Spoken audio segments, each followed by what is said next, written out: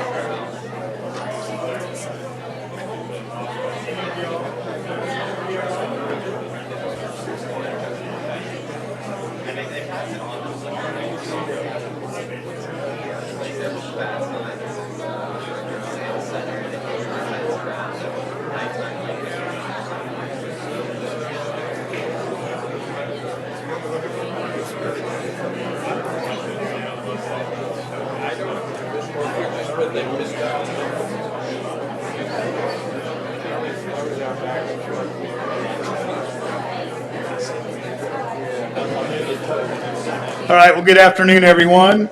It's 3:02, and we'll be starting this meeting. This meeting of the Board of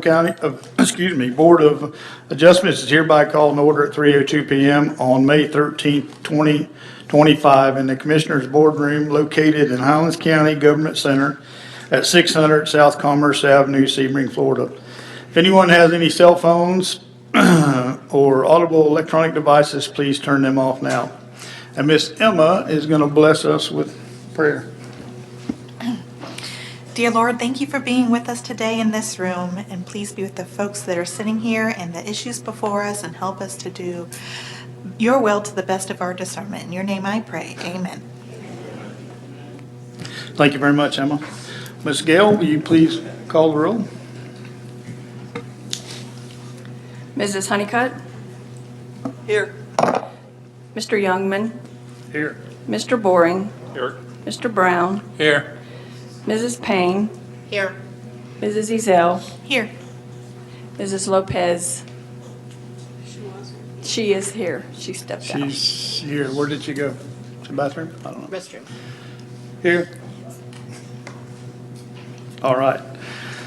All right. Thank you, Gail. Are any alternate members needed today? And the answer is yes. Mrs. Payne will be filling in for regular voting member today. Correct. Also present today is Ms. Payne. Okay, I'm sorry. At this time, I will entertain a motion to accept the minutes from the previous meeting or to accept it with changes. Do I have a motion? So moved. Second? Second. All right, we have a motion and a second. All in favor, please say aye. Aye. Any objections? Motion carries. This time, Sherry, will you please swear in the staff and witnesses at this time?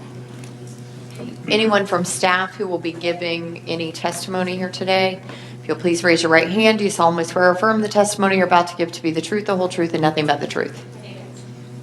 Thank you very much. Moving on to old business, we have none. Moving on to new business. Agenda item 5A, hearing number 1971, Bailey Lawrence E. Trust and Bailey Deborah R. care of Kimberly Sapp. Ms. Sapp's here today. We have proof of pubs from the staff? Good afternoon, board members. Rachel Navarette, Planner 1 for the record.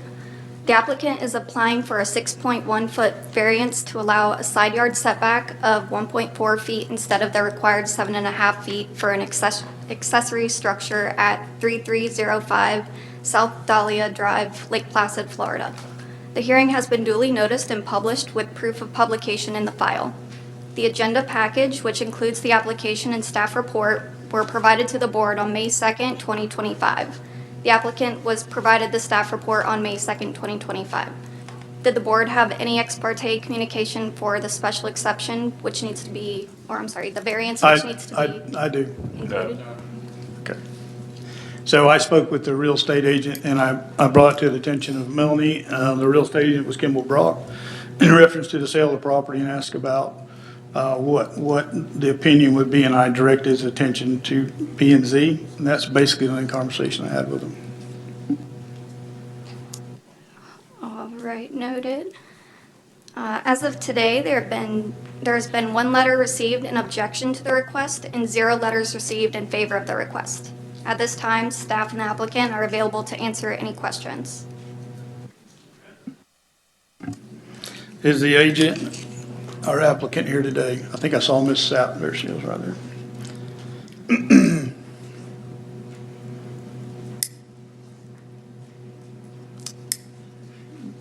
Am I correct, being Ms. Sapp's attorney, she has to, right, gotcha. Yeah, Kimberly Sapp for the record. The two applicants, Deborah Bailey and the successor trustee of the Lawrence E. Bailey Trust, are here. If there's any specific questions. Unfortunately, Lawrence Bailey, who was the trustee, passed away approximately 2-3 months after the building was constructed. So he is not here to really give us any background. Mr. Bailey purchased the building from a reputable, licensed steel building company, hired them to construct it and place it on the property. He had licensed electricians and licensed AC people come in and do the work on the property. We don't know why nobody thought to pull a permit or check setbacks when they put the building up. The only thought that we had was that the building was placed where it was because there was an existing double gate in front of the building. There is well and irrigation for the house in between the detached garage that was pre-existing and the actual house that they probably just didn't want to disturb, but we don't have any direct really as to why nobody checked setbacks when they built the building. We did reach out to the state, who owns the property directly adjoining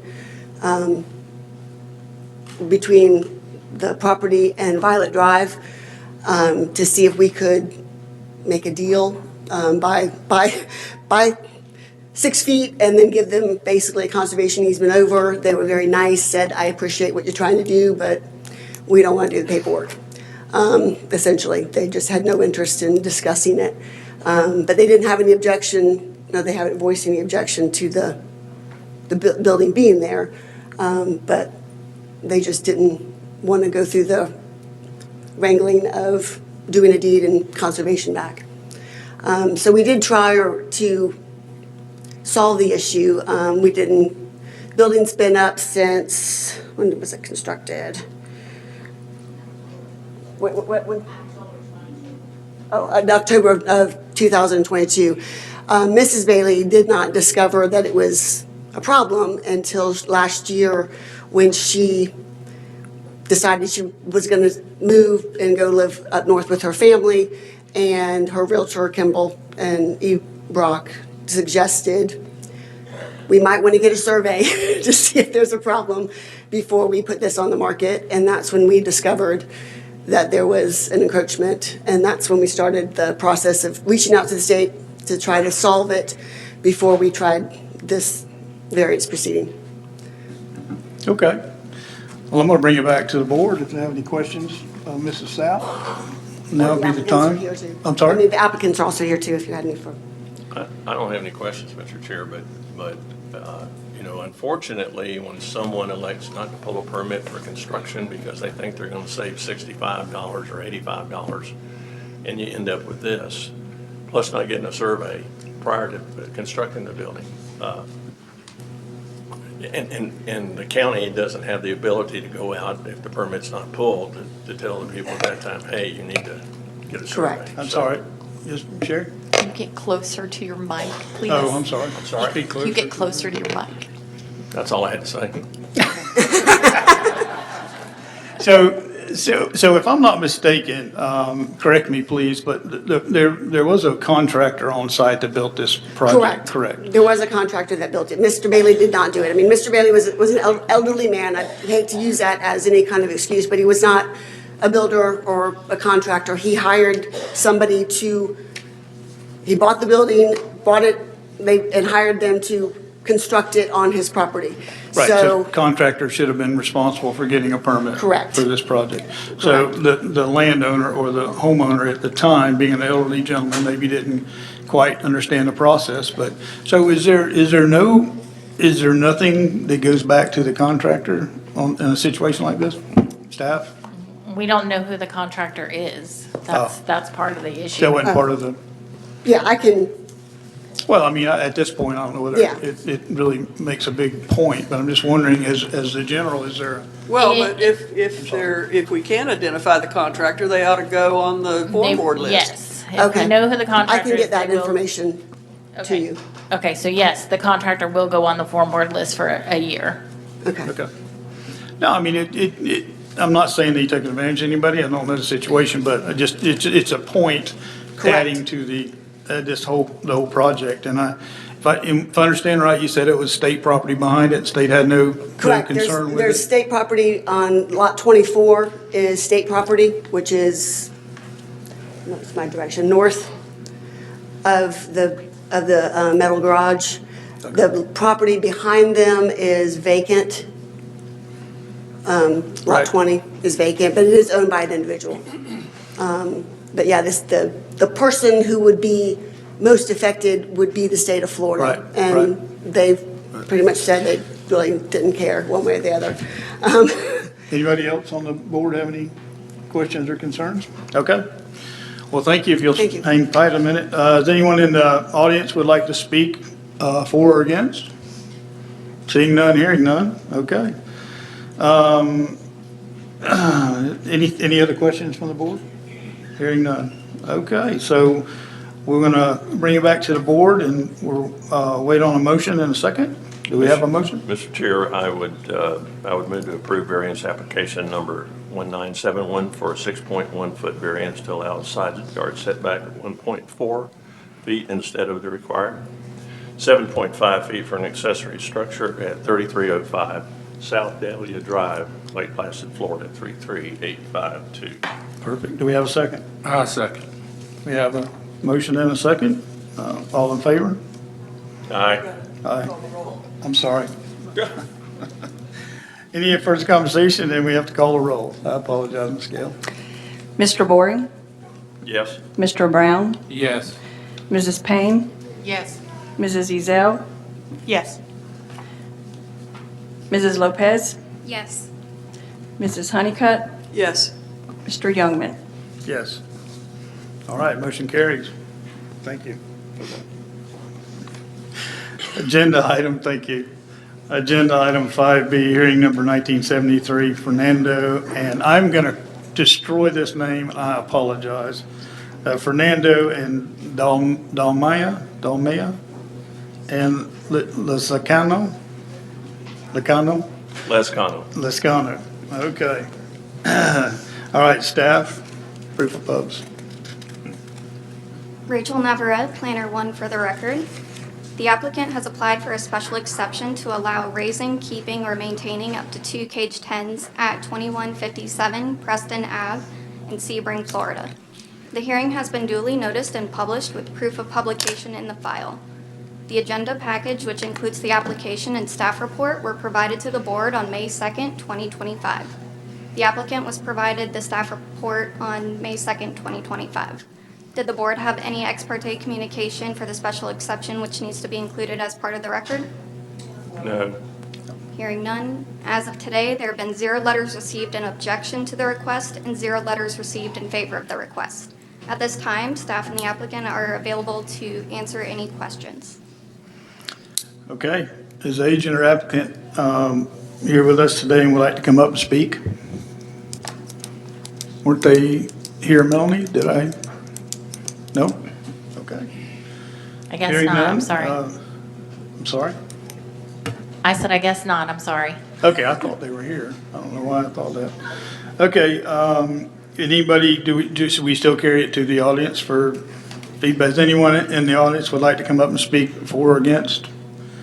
Hearing none, okay.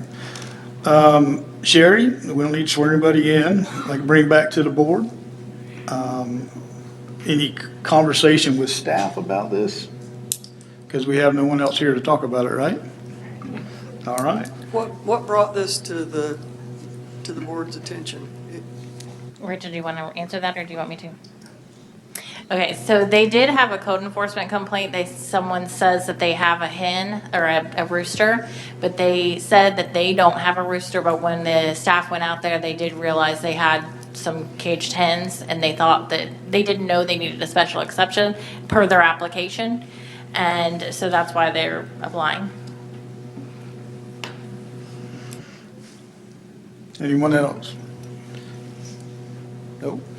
I guess we'll have a conversation later about chickens and how they apply, but anyways, so we need to bring it back to board for a motion. I'll make a motion. Move to approve special exemption application number 1973 to allow the raising, keeping, or maintaining up to 2 caged hens at 2157 Preston Avenue, Sebring, Florida, with the following conditions. Conditions 1 through 5? You can just say the conditions as listed in the staff report. Okay. I say that. Conditions not listed in the staff report. Mr. Chairman, I'll second for purpose of discussion. And this question goes to staff because I'm pretty positive that planning and zone or code enforcement is not going to be going out there unless there's a complaint that they actually have a rooster again. So my question would be, if they have, would that be subject to revocation of this special exception? If they are violating any of the county's regulations, it could be subject to revocation. It would be something that we would have to bring back to this board to revoke.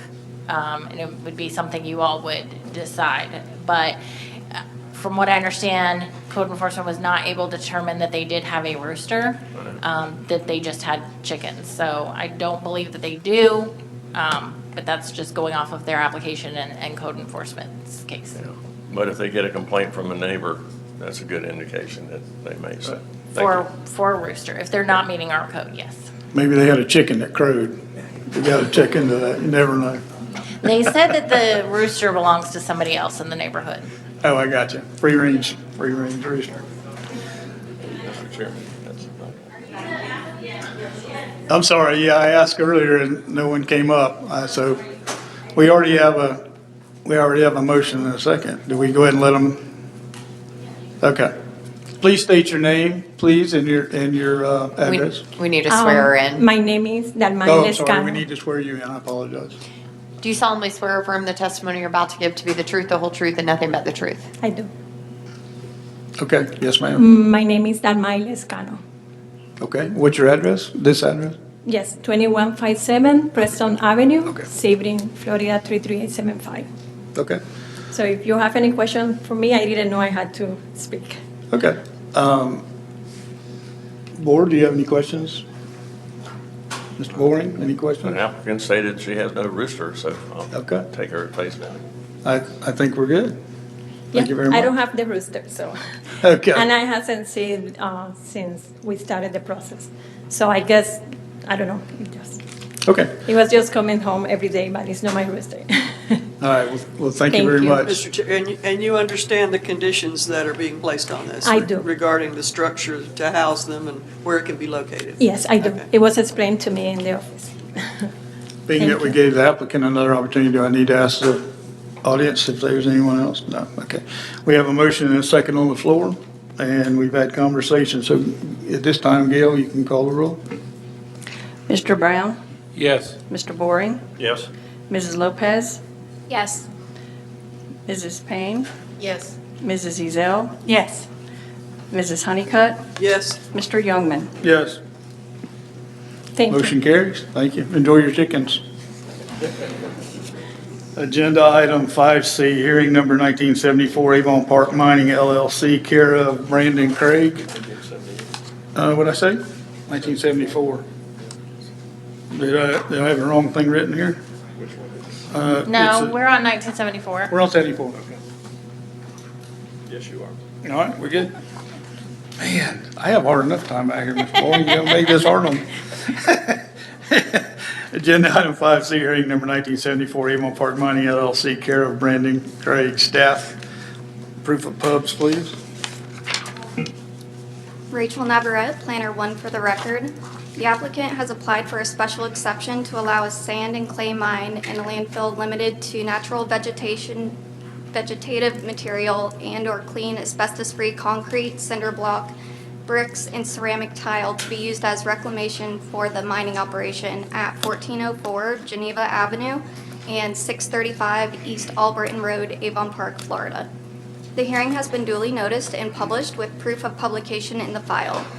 The agenda package, which includes the application and staff report, were provided to the board on May 2nd, 2025. The applicant was provided the staff report also on May 2nd, 2025.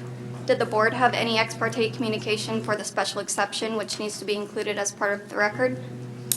No? I have none other than my communication with staff in our meeting yesterday. All right, is agent or applicant here today? And Sherry, you need to swear them in.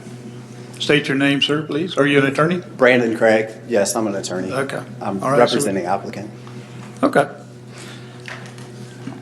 Go ahead. I'm sorry, Brandon, can you hold on one just a second? Can you speak about that? Sorry, there's a little more. that I'm needs to sorry, be- what I missed? No, we missed something, so we just need to give you more information. Go ahead. As of today, there have been 13 letters received in objection to the request and 0 letters received in favor of the request. Now, at this time, staff and the applicant are available to answer any questions. Thank you. Okay. Proceed, sir. Yes, members of the board, my name is Brandon Craig. I represent Avon Park Mining sand mine. Essentially, this is a 19-acre parcel off of East Albritton Road. East Albritton, to the east of that, you'll see County Road 17. When you're looking at the map there, contiguous to the north is the county's sand pit, and the county sand pit does an L shape. Just as a history, that's the county is basically who started sand mining operations in the neighborhood. When you look at this, thank you. So when you look at the block, essentially what we're asking to do is basically close in the left side of the block for sand mining operations. My client owns K&M Site Service, and they also own a sand pit off of 98 and Twitty. So essentially, There's a need for a sand mine operation in the north part of the county.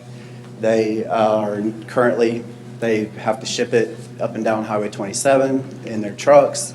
This would cut down the amount of semi-traffic on Highway 27, which would be good for everyone. Essentially, this property is in conformity with the surrounding properties, so we're asking that a special exception be granted. Basically, staff's recommendation was to approve the sand mine and not approve the reclamation part, the filling it in, and applicant is perfectly fine with that. And applicant is also in agreement with all the conditions that were set forth in the staff's recommendation as well. Okay. Bring it back to the board for any questions from the gentleman.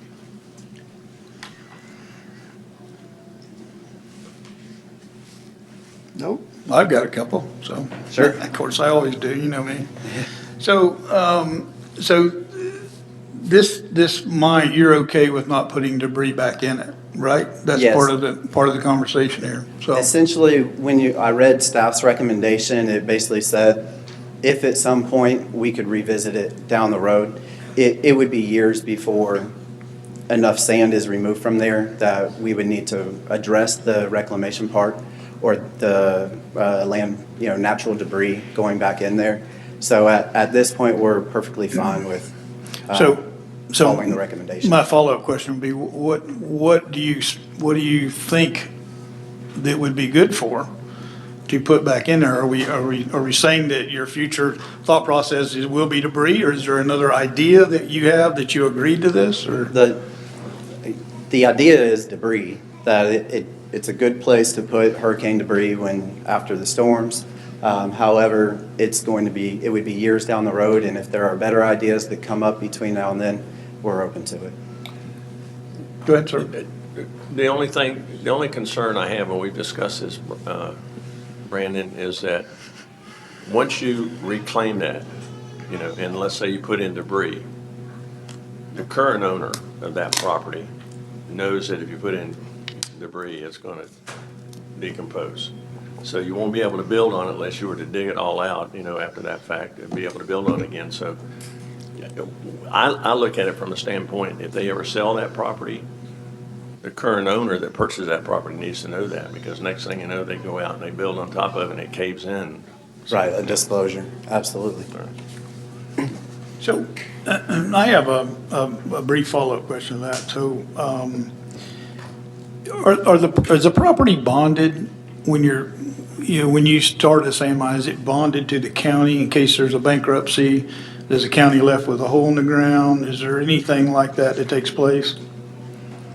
Well, we would be left with a hole in the ground, but it's not the county. It's whoever owns the property or whoever the mortgage was with, if they foreclosed on it, if they just stopped process, all of those things. It wouldn't ever escheat Chances are it to wouldn't the come back to county the county for any kind of a, unless they didn't pay taxes. right. That's the time, then, of course, the county could possibly have an interest.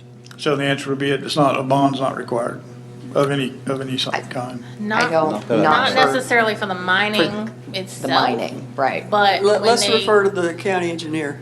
Okay, please. Yeah, and I was just gonna say that as part of any improvements they have to do for the road or the haul route, if JD wants to come up, they have to do a bond for that. Yeah. No bond. So not for the mine itself. Now, if there were, like Melanie just said, if there were anything that was required off-site improvements or to county property for the road or anything like that, absolutely. But for the mine itself, no. Because at the end of the day, we can approve a development on a piece of property, and if it has infrastructure that's ultimately going to be county infrastructure, we bond that, but we wouldn't bond just a private development. And this would be considered a private development. Right. Well, I guess I look at the sand mine that we have up off Stryker Road as an example of early county decisions maybe that weren't properly done right. I'm not an expert, I'm not an engineer, but it looks to me like there's some encroachment on the roads and other things that may be an issue up there. And I think there may have been some abandonment of that property in the past. I don't know quite the background on it, but look what we end up with, you know? Is that something we don't, we don't want as a county to end up with, you know, when the price of sand goes to $1 a yard and we can't sell it anymore. So just a thought process. I'm not beating you up. I'm just trying to figure out the future here. And that's why the reclamation part of it was denied by staff as far as not recommended for approval, because after the mine is completed, 30 years down the road, we don't know what the surrounding area is going to look like. We don't know what the commission at the time will want to do. And hopefully none of us are all still here doing this 30 years from now so that we're making decisions. But I plan on being here, Sherry, right no, I'm here. saying sitting in this seat 30 years from now. All right. But that needs to be left up to those who are making decisions at that time. Okay. Well, thank you. And that was a hypothetical, obviously, but is there anyone else in staff that have any questions for the gentleman? No? Okay, sir. Thank you. Is anyone in the great audience here would like to step up and have any conversation about it? Yep. Please state your name and address, please. Good afternoon, sir. My name is Gregorio Florial de la Garza, Okay, sir. and my property is at 82 Summers Road. Okay. And I'm happy to see and participate in democracy.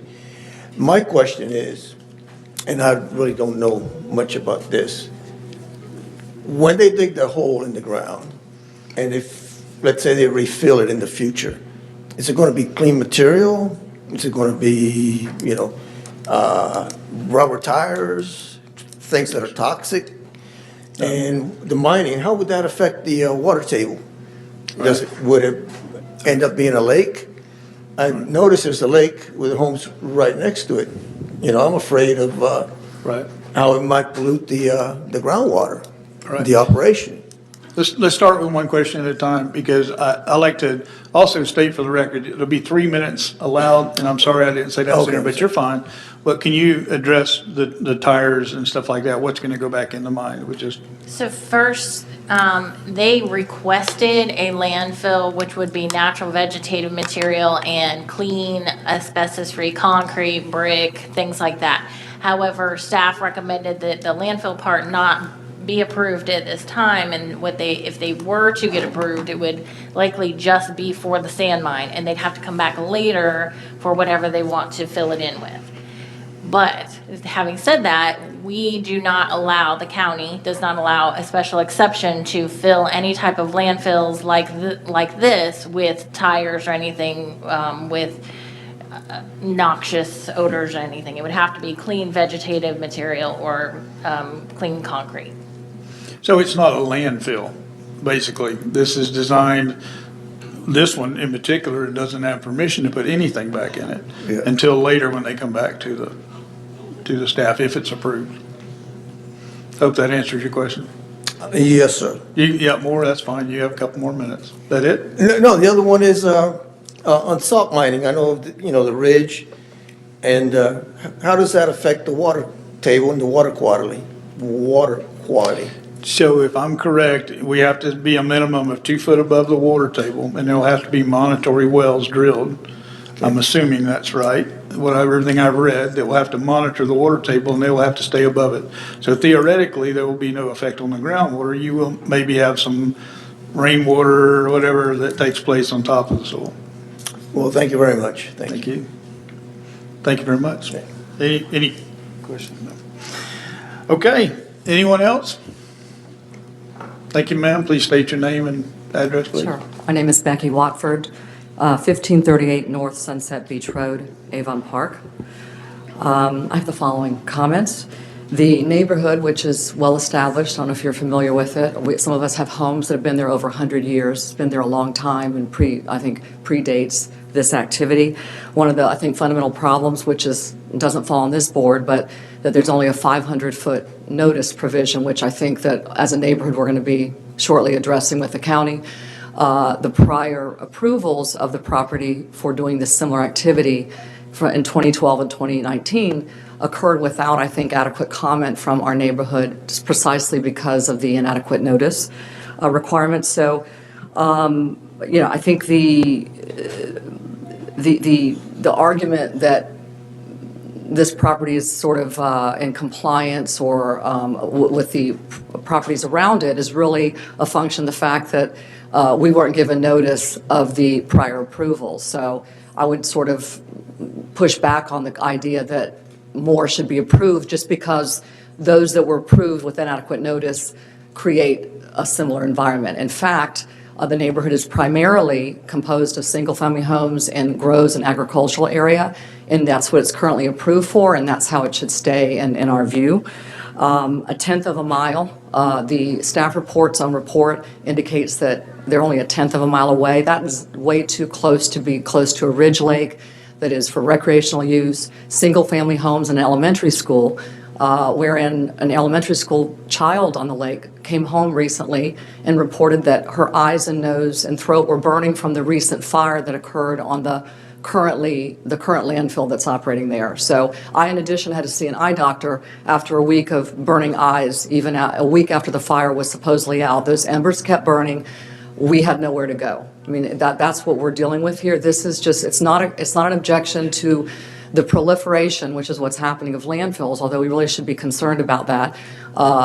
It's the close proximity. We need to leave the border that's already there in place. The county property that is to the north of the applicant property and the applicant property, those properties vertically provide that border for our neighborhood.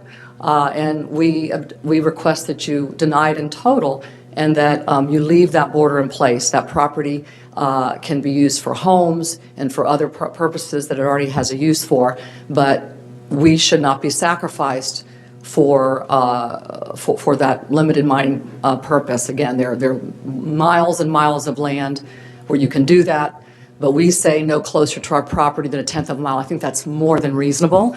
And I know I'm on limited time. I have many other things I'd like to say.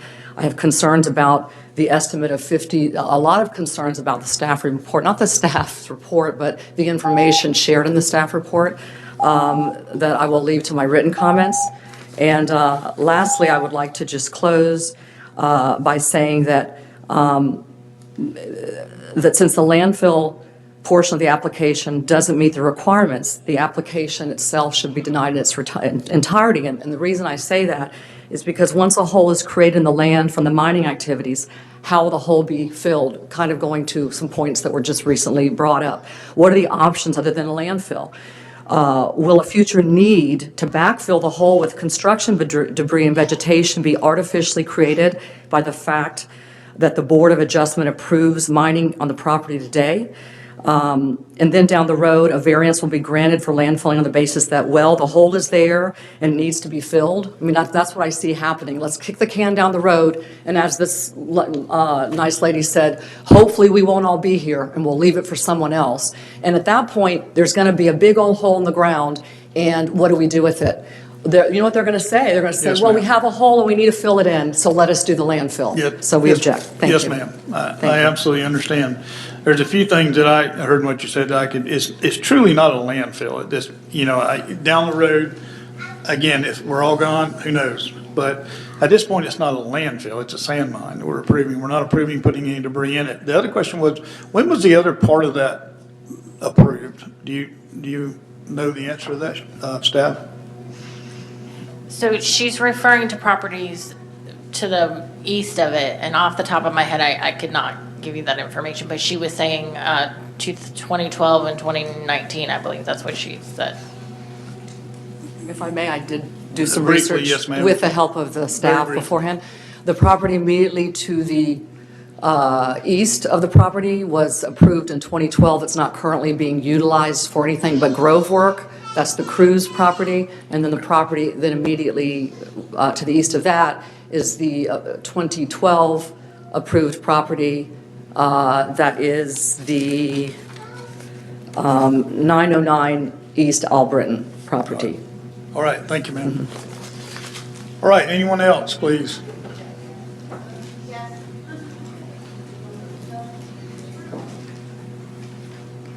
And again, it is going to be a long night, so I'll try to hold you to 3 minutes if you don't mind, and please state your name and address.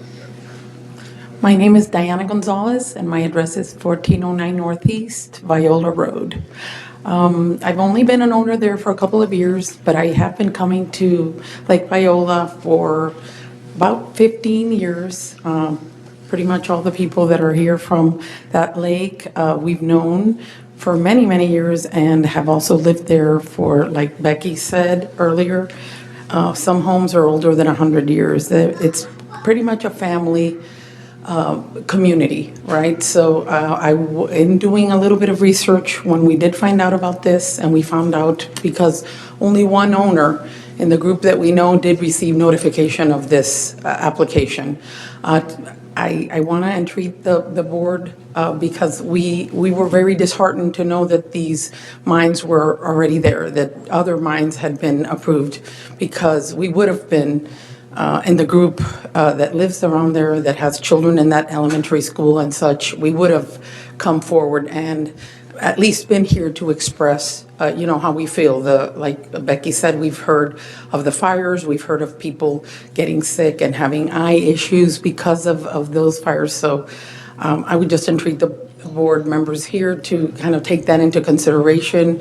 It's not that we're not for specifically someone mining, but just the location. There is a lot of land that they could select other than the ones that are just like walking distance, a bike distance from our homes. And that's all I wanted to say. Thank you. Thank you very much. Yes, ma'am. Again, 3 minutes, and state your name and address, please. Jenny Tulo, 1367 Northeast Viola Road. Although my address says Viola Road, I'm actually on Albritton. The current landfill that is down the street from me, there's tons of trucks pulling trailers, taking debris out there already. So I know you're only approving the landmine today, but it could end up being a landfill later. So I object to any of it being approved. As well as that, I am sure that if that property you see there in between the lake and his property, if it's ever cleared or anything, I'll have a direct view of everything that goes on that property that we're trying to approve now, because I'm right there within viewing distance of it. So I'm just asking you not to approve it because of how close it is to our neighborhood. So thank you. Thank you very much. Is there anyone else? Good afternoon, board. My name's Charles Howell. I live in the Deer Lake area, so I'm a little bit east of where this property is. I actually live just across the street from the current mining operation. Just a couple things to touch on. We missed the vote for the first allocation for the mine. So we didn't get involved. We didn't try to fight that. We missed our opportunity on that. But on this one, we're not going to sit back. We have safety problems with the trucks coming in and out of the current mine right now. As many have stated, the backfill part of it caught on fire on April 26th, and it's smoking currently. So that was just horrible. Every time the wind blows our way, it's just, we like to be outside. That's why we bought in that area, and you just can't go outside. I work in the medical field, so when I get in my car, the smoke smell will get in my car, and then I get out of my car and go in the hospital and I smell like fire. So it's kind of, it's causing a little bit of trouble. Also, too, it's not helping any of our property values. My house was built in 1926, so I am one of those houses that have been there for, 100 years. And it's causing a problem with the kids walking home from school. You got four schools in that area. As you see, you've got multiple lakes in the area. And if what we're seeing now is an example of what happens, when they open this site up, I don't think that it's going to do anything good for the community that is growing. And there's just a lot of kids there, I like to work out and run down that road, and we just can't do it anymore because of the truck traffic, the dust, the fire. I mean, it's just, I'm all for people making money and having a business. That's the American dream. But I'm not in favor of encroaching on other people's well-being, their health, and just, enjoying their property. We work hard, we want to come home and enjoy our property, and we can't go outside right now. So we kind of want to get ahead of this before we make another hole in the ground. And then afterwards, we're like, oh, what do we do with this? Well, we'll fill it in with clean fill, but then you do that for 3 years, and all that property they gained has now been burned. So now we're starting over again. So it's kind of just like it seems like a catch-22. We're not in favor of it. The Deer Lake neighborhood is not in favor of it. So we thank you for everything. Thank you. Staff, if you may answer concerns that he brought up. If there is a fire there, has there been any code enforcement issues there? Has there been any complaints that have been noted? Has anybody that you know of? I can't answer to that. No, we're referring to that site's on fire. It's part of the same. I mean, has there been any complaints in that area that they were noted in our file? I haven't seen anything, so. Well, there would be no code enforcement complaints on this property because there is nothing on the property that they could submit a Okay. complaint about. So the fires are on the adjacent property. Where there's debris. Right. Right, where the drebris been. Wood debris is burning. Right, he's talking about other property. Right, no, I understand. I was just wondering if there's anything noted in has there been any code enforcement issues that you know about? I don't know that we have any code enforcement issues for fire, but Is a fire required to be put out if there's one in a sand mine reclamation? Well, if they call 911, yeah, we're going to send our fire department, absolutely, or whatever jurisdiction it's in, absolutely. The fire department would go. Right, I know in agriculture you have to have your fires out. They kind of smolder, but they don't smolder for long periods of time. And I think what I'm trying to get to is we're addressing some of those issues by not allowing landfill reclamation of chips and debris and stuff like that, correct? from what I understand, the area that has a fire right now is a landfill. But I honestly don't know and can't answer about that, another property. Sorry. And it's not applicable to this particular property regardless. I know, there's a gentleman, sir, if you'd like to speak, it's open, you'd have to come up here, sir. No, sir, you have to come up here and you have to speak, state your name and your address.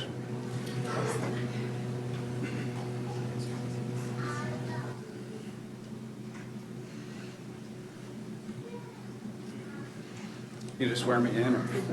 I'm sorry. You need to swear me in? Yeah, it's open, no, sir, it's not. Oh, okay, all right. You just need to say who you are and where you live. Yeah, my name is Frank Schlaff, and I own this, well, it's actually 52 acres total. I own Big Bang Ranch going all the way to 17A, and then the property has the entrance on All Britain Road. It's the current sand mine in Avon Park, and then we're backfilling vegetation. So I bought this property in 2018. We started backfilling vegetation in 2019, and we'd never had a fire and always covering with a lot of sand. So if we see smoke coming up and stuff like that, we had 45 days with no rain.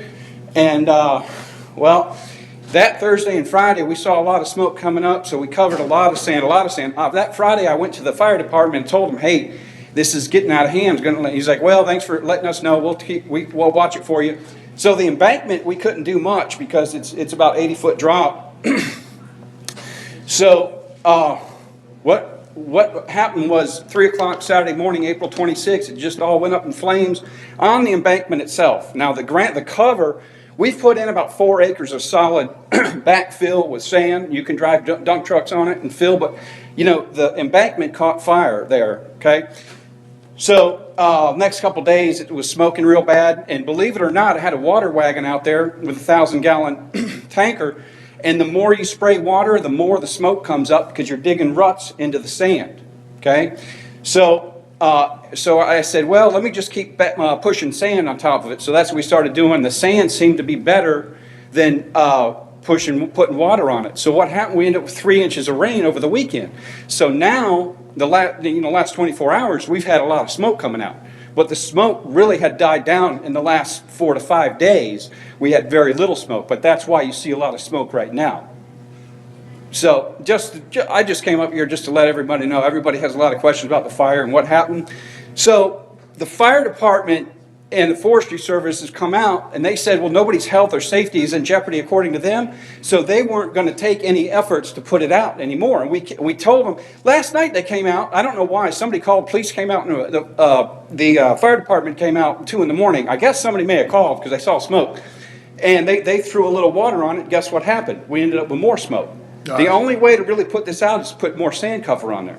Yep. So anyways, that's just, what's going on. I came up here because people had questions. I figured it was decent of me to come up and answer questions. But so that's what's going on. We do our best to keep, the smoke down, because where there's smoke, there's fire eventually. We don't know how it happened, but when it did, it went, So, but then again, I've been doing this 6 years and I do my best. I mean, when 45 days of no rain, you can get a fire, just the way it is. So what we're doing now is we're still taking vegetation, but you got to drive down in where they're seeing. We got a big open area, and we're putting a pile there around there to monitor it. So we'll let everything cool down, a few more rains, put more sand, and once it's cool and I'm comfortable, I'll talk to the fire department, forestry service.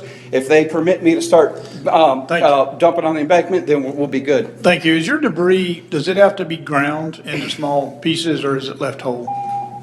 No, I'm allowed to dump whole vegetation, but from the hurricane, they had 2 hurricane sites. One over by the airplane field. I took all that mulch for free. Okay. And then what we're doing, we're back covering the top with sand and mulch for the purpose of fire. On top of the underground mulch? Yeah. EPI down south had another site for Hurricane Ian. Okay. But anyway. Thank you very much. I appreciate you coming up. Sure. Thank you. We have one more.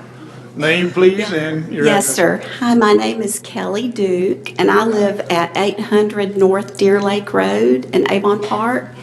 And if you look on that map, you see Lake Viola right there, but right over here is my lake, is where I live. But now my son lives on Lake Viola. You see Lake Viola? He just bought a house there. And the other night when they had this fire, the smoke was so bad it came into their house and woke them up. They have 3 small children, and they weren't even able to let them go outside. The smoke was so bad. And it also affected us over there on Deer Lake Road over there. And so I'm just here because of the health and safety issue, and also because there's a school within like a minute or 2 of this particular mine. There's like a school. And being in education, I probably wouldn't let my students go outside if the smoke was that bad. So I'm just here for that reason. I believe in property rights, but at the same time, the health and safety of our community is very important. And it is very much a residential area. A lot of nice homes on both lakes, but also there is the school bus barn that's right across the street from this proposed area. The Highlands County School Bus Barn, and there are, golly, 30 or 40 buses that come out of there a day. There's a lot of traffic coming out right on that corner where this is being proposed already, school buses. And so as far as the safety issue with traffic and buses and don't know what this will mean, but I'm just here. I just wanted to say a few things. Thank you very much. Thank you.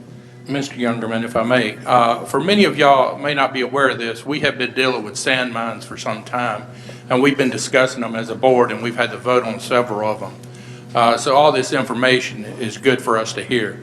And I'd say to my board, and this is one of the unintended consequences of sand mines that I've always been concerned about. And I think that's why we, at a previous meeting, talked about the backfill or filling up being a requirement. We decided, or at least we talked about it, that it may be better just to leave a hole than to try to make it mandatory that they fill them in. So just know that we as the board take this very serious, and we've been trying to grapple with this too. So we appreciate y'all coming out and giving us this information, because I too am concerned about some of this stuff that's going on with these landmines, because we definitely agree with individual property rights, or I shouldn't say we, I should say me. Agree with individual property rights. It's your land, you should be able to do what you want. But when it starts affecting others, that's when it gets challenging for us to make a good decision on what we should do and how we should go forward. And I'll be quiet since the buzzer Sorry, you're went out off. of time, sir. When did we start putting time out on the board here? That was me, yeah. If I may comment. Yes, sir, you may. Mr. Chair, and I look at a prime example of reclamation, particularly when you have excavation, and look at our neighbors to the west, Stream Song. I mean, yeah, they got a lot of money, but they took phosphate mines and they have made that a resort. I'm not saying that sand mines, once it completes its excavation, that they should have to do a Stream Song, but certainly our board should take a look at it down the road, making some requirements for remediation other than just throwing stuff in a hole. So anyway, thank you. Well, I thank you very much. And all of our board is definitely aware of sand mines at this point. So is there anyone else that would like to come up and speak? Seeing none, I'd like to bring it back to the board this time for a motion or. We do not have a motion. No motion. So. I'll make a Oh, motion. we have a motion. Can I have my motion? The whole thing? Okay. Rachel can read it for you if you would like for staff to read it. If that's the motion you desire, or you can make a motion of your own. Yes. Why didn't you give me that option? Yes, I'm we just- will you give had you your all 3 that minutes, option sir. anytime you want. Emma, would you like to read it or would you like to pass it on? Yes, Rachel, will you read this one? Yes, ma'am.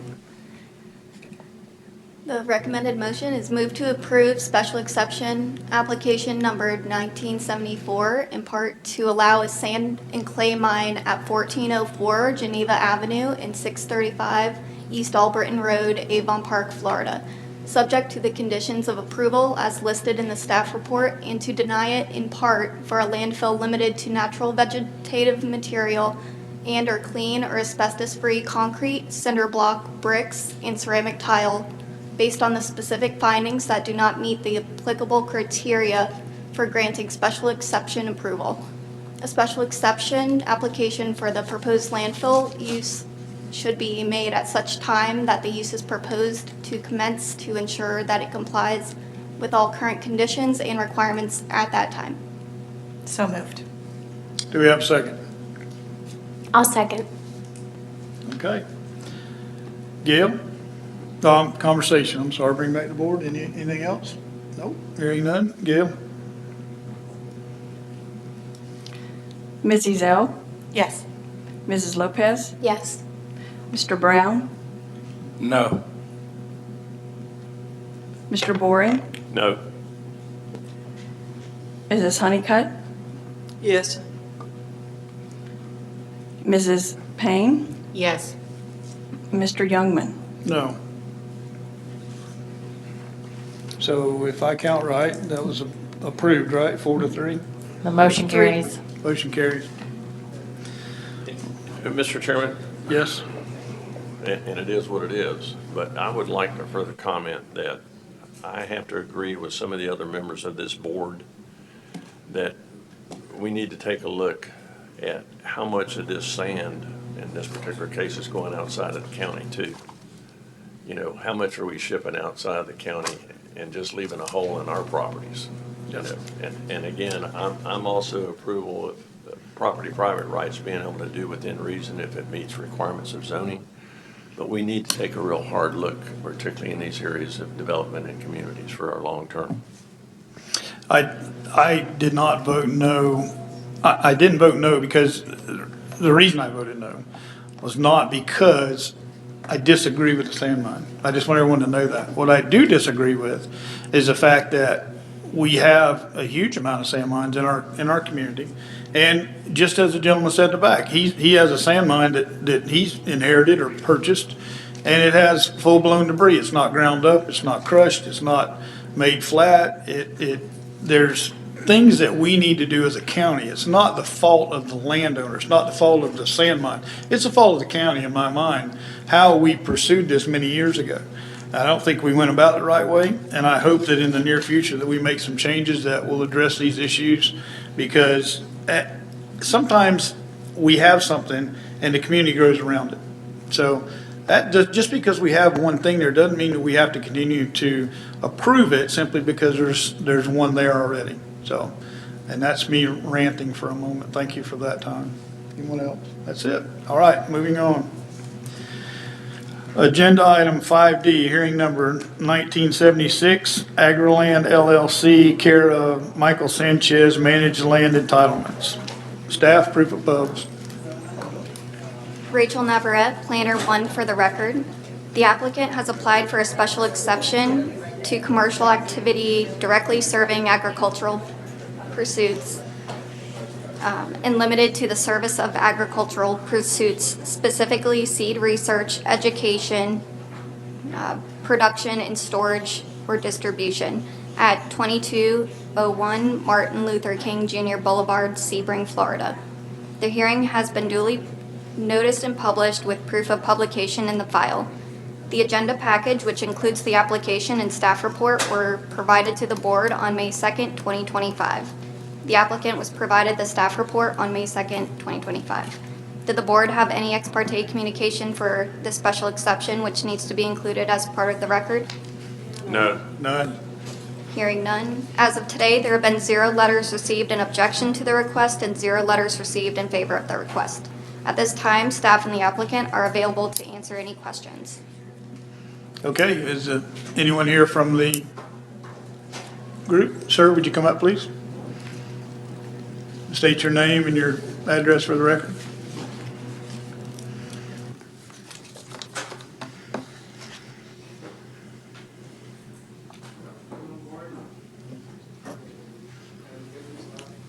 We don't need to swear, we need to swear you in, sir.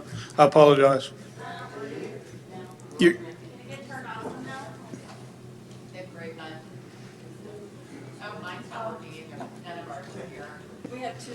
I guess I'm just gonna have to speak for everyone, if that's okay. I have lots to say. Yeah. Whoever is going to provide testimony Oh, I will. is the other gentleman as well. If you have questions, both of us, sir.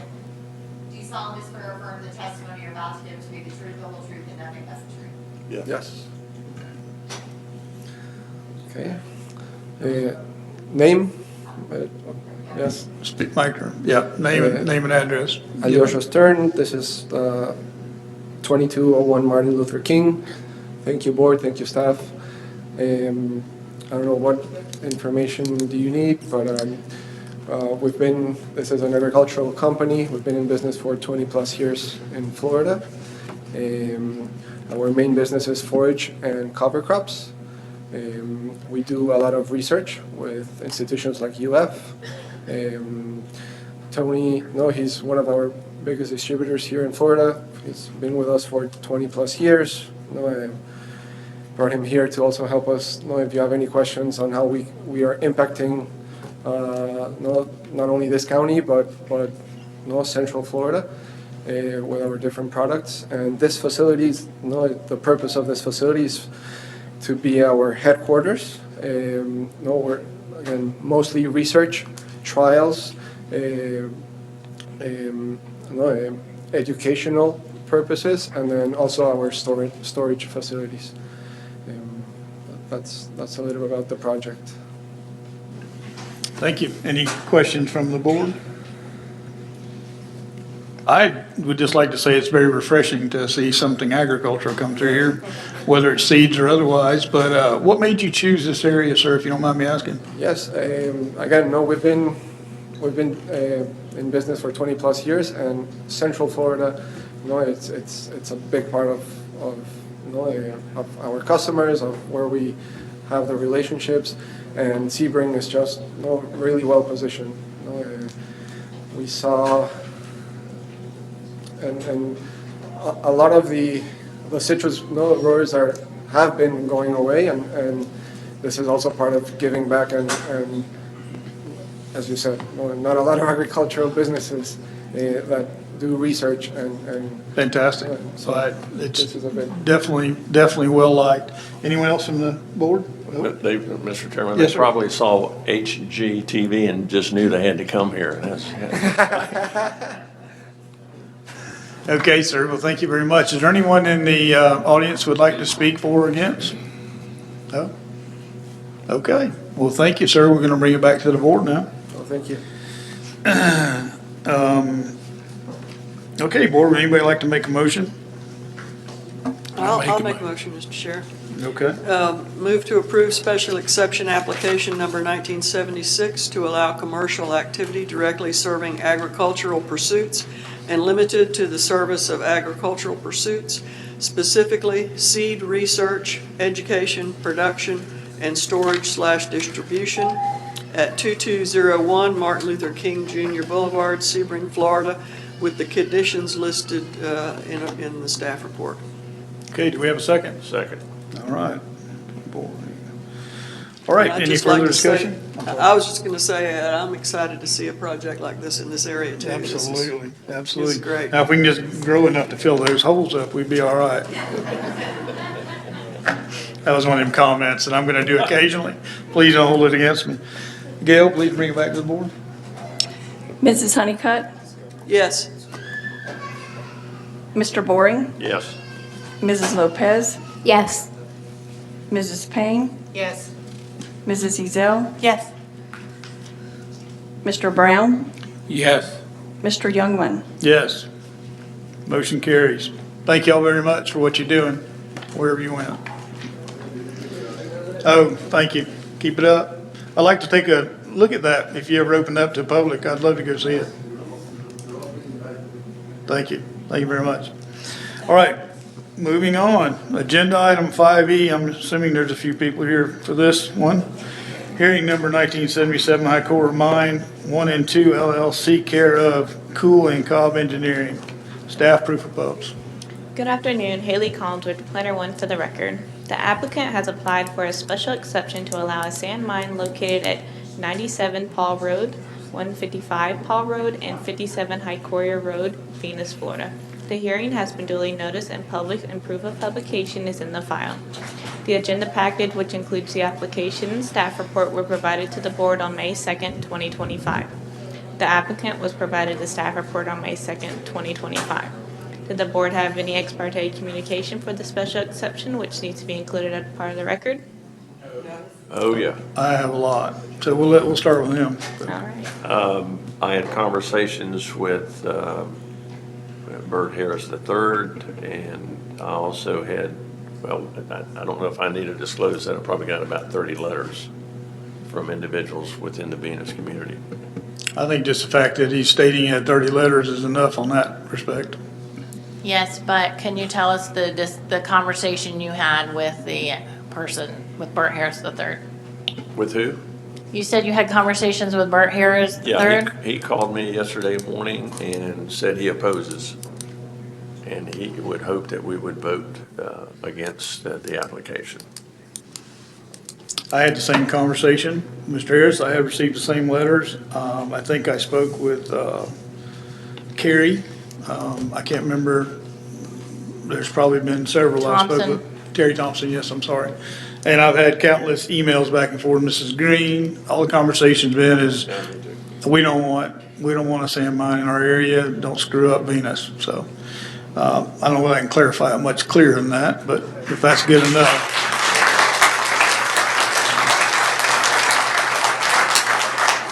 I like to think it's the first round of applause I've ever had up here, and it means a whole lot to me. Probably going to be the last. Moving. Probably the last. Me, the last one, yeah, probably. Moving on. I Anyone else? I'm I sorry. had no conversations, but I did receive emails and a phone call. Okay. Good enough. Is the agent or applicant here today? 1 second. Who did you receive a phone call from? I'm sorry, Mrs. Jerry Zell? had something. It was a phone call from Mr. Harris. And did you speak to him? I did not. It was just a voicemail. Okay, thank you. As of today, there has been 85 letters received in objection to the request and 0 letters received in favor of the request. At this time, staff is available to answer any questions. Okay. Applicant, please come forward. State your name and address, please.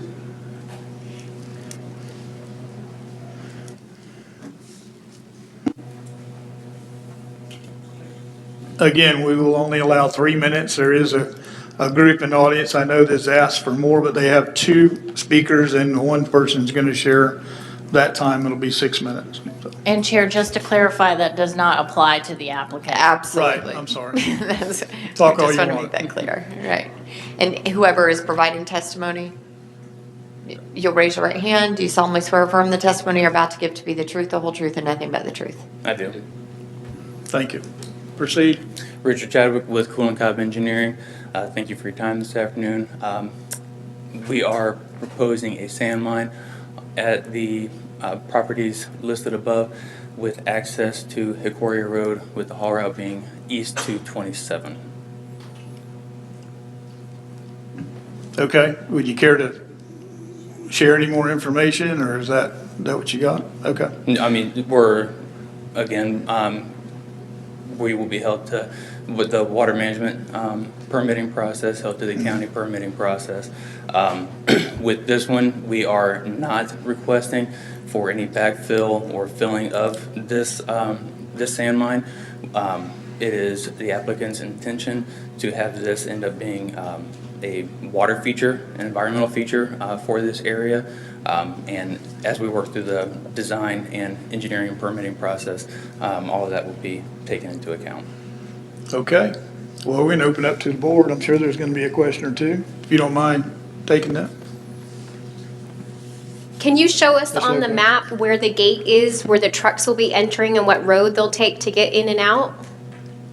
We're, oh, If you use this red button as a pointer. okay, thank you. Where am I at here? So Hickory Road, the existing compost facility, again, we're still in, very much in the preliminary stages, so exact access location to be determined with the county, but preliminarily expecting it directly across from the compost facility within the haul route being out to 27. 27. Yeah, with the access being directly across from the existing compost facility, anticipated to reduce traffic concerns in terms of, you know, intersection visibility and things of that nature. Thank you. Mm-hmm. Anyone else?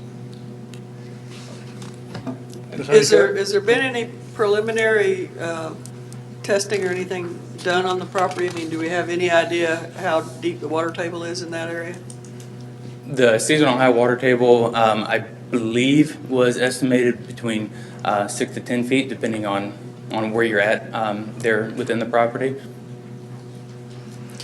So if you can only mine down to 2 feet above the water table, that's not very deep. No, the county standards require 2 foot above the confining layer for a sand mine, and so we are absolutely going to be staying above the confining layer for the property. The seasonal high water table is the one that's between 6 to 10 feet above, or I'm sorry, 6 to 10 feet below existing ground. So I'm confused. Me too. What, I thought we had talked about before that the requirements were for mining that they had to be 2 feet above seasonal high. Is there an average Right, water table? Can you say that again? What? He said the confining layer, we had, that was the determination. JD, can you speak to that, what the rules say about mines? Yes, J.D. Langford. Let me swear you in. Sorry, Do you solemnly swear or affirm the testimony you're about to give to be the truth, the whole truth, and nothing but the truth? I do. J.D. Langford, Assistant County Administrator / Acting County Engineer. My regard, or my understanding is that yes, it is 2 foot above whatever the overall wet season water table would be. I don't know how that is in relation to the confining layer. However, the biggest thing is to make sure that you're not encroaching into that confining layer, ultimately into the superficial aquifer. So I don't know if that answers the question, but without seeing the actual geotech report, I'm not privy to JD, provide for this specific site. That doesn't make me feel any more comfortable. I mean, we haven't defined, we're in the process of giving this gentleman a permit to dig soil, and we don't actually know what that means. Is it defining, I don't understand, defining water table versus high water? We all know that area floods, right? We've all seen Tony Road go underwater. So what does that mean? Is the gentleman going to go through all this process and dig 2 foot of sand off the top of those hills? I don't think that's what that means. No, I think what the confusion is where it is the seasonal high water table. That's the way that it's been stated within the permitting process. So it should be 2 foot above what that is, whatever that wet season water table is, determined by through the geotech report. So in reference to that, I'm not sure as far as the depth. I know on these other sites, it's usually around 20 feet, somewhere around there, just because that's the type of soils they are and that's the type of geological features that are there. Yeah, but JD just said high water. There's been 4 foot of water across that road. I mean, we need to define that a little more before we issue permits, in my mind. Am I looking at this? Well, wrong? I understand that they're going to have to do, more technical investigation before they can actually design the mine and apply for the mining permit and everything. I was just kind of trying to get a ballpark idea of if they're going to leave this thing as a lake, how deep a hole they were going to have to dig to get to. Yeah, and I guess what the water. intent is not to encroach into the aquifers. What the ideal is so that you don't get into the groundwater. So if they're going to mine initially, they're going to have to stay above the water table. But if they're going to turn it into a lake, they're going to have to dig below the water table at some point. Well, I think you're talking about seasonal high versus normal water table too, if you get into that consideration. So if you do like the normal water table throughout the entire year, I mean, yeah, you'll have a few months there where you're at the seasonal high water table, but it shouldn't, and it's different, as far as the geological layers and so forth throughout here. It's not homogeneous all the way throughout. So there could be areas where, yeah, in one area it could be a little bit higher than the other one, and then you could have horizontal hydraulic displacement and so forth like that. So yeah, at some point you might hit theoretical water, but it's not like the actual aquifer, I guess, in a sense. Well, but in that particular case, when you have groundwater that transfers through the subsoil, because I'm a lifelong resident of Highlands County in the state of Florida, there's no way you're going to make a lake out of a sand hill. That's just not possible. That's the whole purpose of sand, to buy it, to put it in drain fields and whatever else you sell it for, because it drains, right? So that being said, if you're saying that seasonal high water may put water into that sand mine, then where does that water go? That water goes downstream, goes into aquifers, goes into other people's water sources, and continues to go somewhere else. So that answer is not real good for me. If they're going to stay above the ground water, then this gentleman is not going to have a very viable sand mine at 2 or 3 foot above the high water mark, because I don't know whether you guys know the area, but I do. It gets wet down there. The county spent $100,000 probably or more, I don't know what the number was, trying to fix the flooded area right next to it. So that clarification, I think, in my mind, Ms. Honeycutt, I appreciate you bringing it to attention, is not very clear to me. Mr. Chair, I asked of the applicant, it was interesting the first time I heard that y'all were planning to make a water park out of this, but, it's better than put it in landfill, and it's better than putting in debris.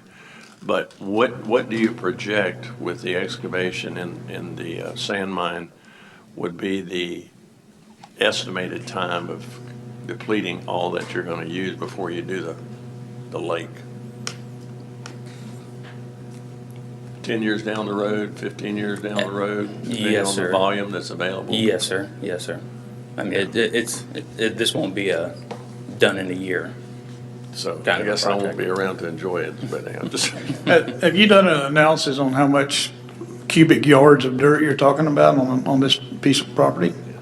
On this one, no, sir, I have not. The owner does have some estimates on the volume that he's looking at, but I don't know those numbers off the top of my head. So that being said, do you happen to know if the owner based it on a cubic yard number, he has to base it on elevation, right? He has to base it on how deep it is. Do we know that number? Again, no, sir. It's all based on water management permitting process, DEP permitting process, and with the Highlands County. Right, so after it leaves here, it goes to the DEP for permitting, and then we lose control of it.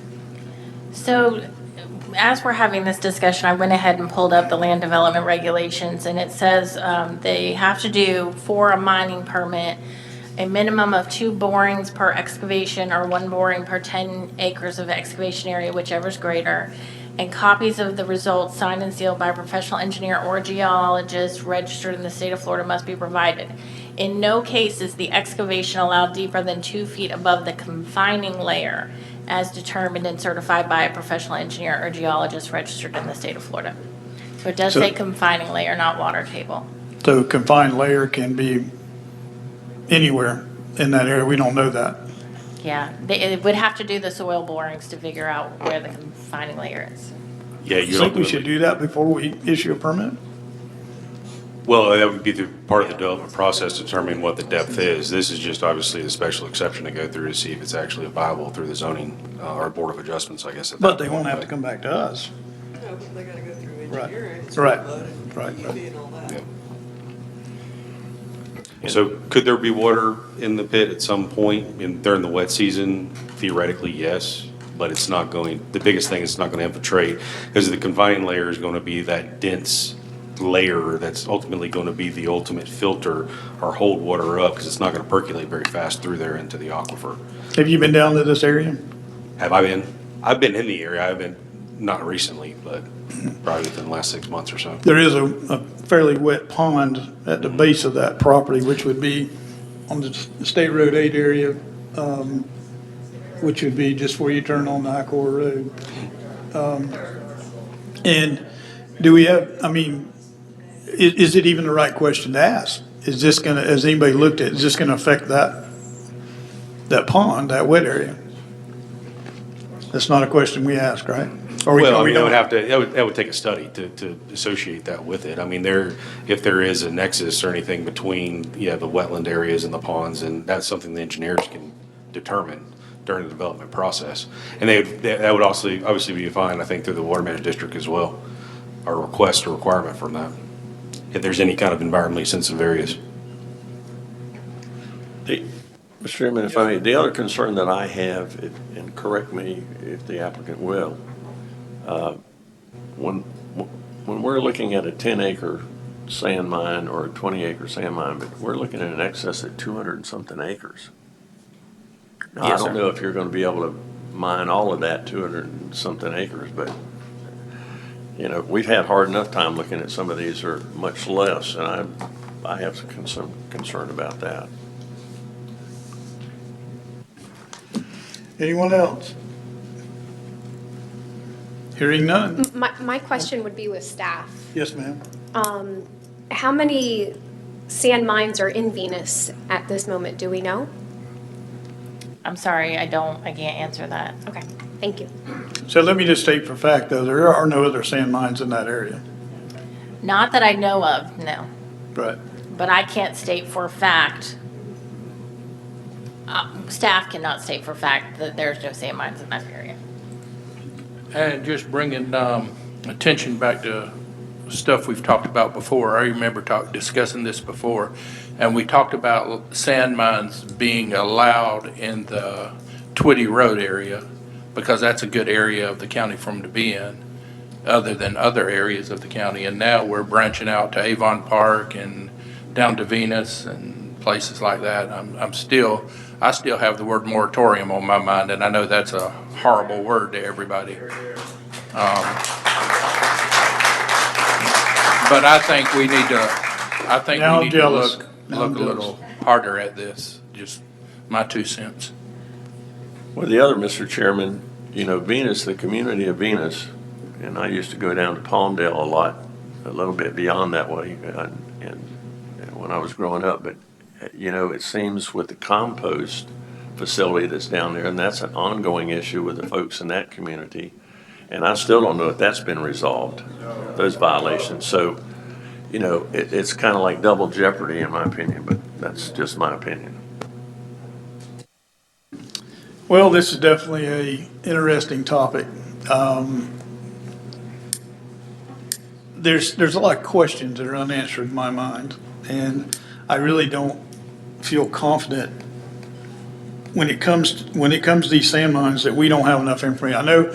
I know our opinion is we're approving a change. I understand that, but that change triggers that next step, which leads you to get permits to do what you do. And one of the biggest things that comes to my mind in your statement is you're going to turn it into a lake, a water feature. I don't see how that's possible. I really don't. But anything's possible. You can clay it, you can put a barrier, you can do whatever you want. But it just seems like this is not a really good area for this. You have lots of concerns here that truly, in my mind, aren't answered. But I'm going to open it up to the audience, if it's okay with you, if we're done with as a board. And I just want to say 3 minutes, please. And I did approve one group to have 6 minutes because they have 2 speakers. So if you would, sir, please state your name. Do we need to swear them in, Sherry? No, okay. No. Hey, Steve Irving, 43 Global Road in Venus. The actual solution for you, and it's nothing you can address right now, is the North American Industry Classification System, okay, classifies sand mine as industrial. Industry is not allowed in an ag zone. Somewhere around, someone snuck in through the ordinance that is allowed as a special exception. So that's why we're here. These problems would all go away because the applicant stated in the 16D on the application, it is in harmony with the area in which it will be located. I have the definition for harmony if the board needs it, but that's not harmonic any more than the classification for mining is Sector 21 in that classification system. For agriculture, it's 11. Mr. Boring, you're in real estate. Classification is 63. So if this is in harmony with agriculture, I guess it's in harmony with real estate. So I guess we can put a sand mine, if it's applicable, right next to your real estate office, because that would be in harmony according to the applicant. But the overriding concern I have, other people will address things, and I did send in a letter about water flow and everything else, is I am the only responder with Highlands County Fire Rescue. I don't see any kind of a traffic plan. There are no turn lanes on US 27. I've run bad accidents on Hicora and Old 8. I've run bad accidents on 27. In fact, the picture in Facebook on the Venus website of the old engine 45 was taken at an accident at Hicora and 27. So Fire Rescue didn't have an opinion on this in the application because they only look at the particular lot and what's adjoining it. But I am, because I'm the guy that's going to have to go out there and try and help people. And the idea that they say that they expect in the application, they expect that the trucks are going to go on 27. Maybe if they're going north and south, they will. But I've seen trucks going to CompUSA on Old 8. And if they're going to go over to Fort Myers, they're going to go on Old 8 because that's shorter than going all the way down to 29. And if they're going to go over to Arcadia, they're going to go on Old 8 right through all these neighborhoods. And we're talking maybe, I don't know, between CompUSA and this, 150 trucks a day on that road. And that is a through road to Venus. It's not a dead end. People on motorcycles use it. People on cars use it. So we are pleading with the board. We understand property rights, but we're pleading with you to use some common sense. Location, location, location. This isn't it. Good job, Steve. Thank you very much. And I just would like to state that staff neither has an opinion or otherwise. All they do is base it on the facts. So when they say it's approved, it's up to us to vote one way or another, but they look at the facts, the way the zoning is now, and it just happens to be that it is agriculture now. Now, that doesn't mean it can't be changed in the future, which we may address in the future, but right now, that group meets the criteria. Am I correct, staff? Correct. Go ahead, ma'am. Please state your name. My name is Patricia Olson, and I live at 303 Shepherd Road in Venus. Been a resident of Venus for 23 years. Used to commute on 27 South all the time because I had another home in Palm Beach County. Now my only commute is north. That's where I go to grocery shop. That is where I go to the library. That is where I go to my doctor's appointments. Schools and buses, school buses come down Old 8 and on 27. With the amount of traffic that is going to be put on Old 8 and 27, I see that that's going to create a real traffic problem for residents going in and out of Venus, including the people that are just driving through Venus that are taking the shortcuts because their GPS tells them otherwise. I am concerned about the contamination to the current water supply. When you do dig a sand mine, heavy metals like arsenic, cadmium, lead, copper, and zinc, which are already present in the sand and the soil, can leach through, and these contaminants can affect the water supply to residents, livestock, and wildlife. If you know anything about Venus, we don't have city water. We all live off of wells. And in my home, I have a short well, so I only have to go 50 feet. Speaking of, last year, for 5 months, I wore rubber boots from the beginning of the rainy season until after Hurricane Milton, because my water level on my property was 5 inches deep, which leads to South Florida Water Management has an agreement with a property to the northwest of 29, which is south of Fish Eating Creek, but they don't let that water out except at Alva. That water backed up last year. It backed all the way up into Venus and kept us completely flooded. I am in the floodplains of Fish Eating Creek, and that was pretty rough because we have cattle, and they just didn't have very, very much to eat. The next thing I want to mention is if this mine does take up water, it's going to create a dry well problem because, again, we all have short wells in Venus. We didn't have to dig very deep to get good water.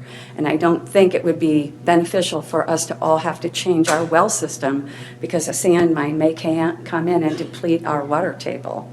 And then the last thing I want to address, and I'll make it quick, is the air pollution. When you mine sand mines, you get silica in the air. Within weeks after breathing silica, you can get devastating lung problems, breathing problems. It causes cancer, it can create problems with tuberculosis. There's a disease called silicosis because of the silicone that is floating through the air in a 1 mile perimeter. One more minute, not even half minute. The perimeter of this floating silica is 1 mile from the mine, and there is not one single road in Venus except 731 that will not be affected by the silica. Thank you very much. I appreciate it. Yes, ma'am.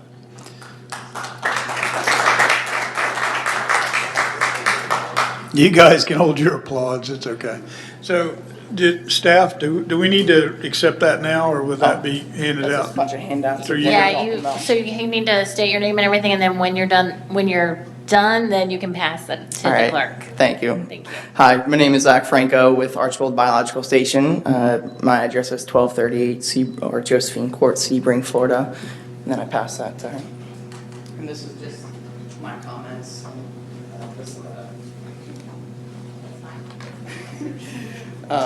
I represent the group that Mr. Youngman said we'll have a couple extra minutes, so I appreciate that. I work at Archibald Biological Station, and we want to express our concerns regarding this sand mine and this special exception. We are a direct neighbor on the southwest side, managing nearly 9,000 acres, directly bordering this proposed sand mine. And first, we encourage the board to deny the special exception, and our main concerns are as follows.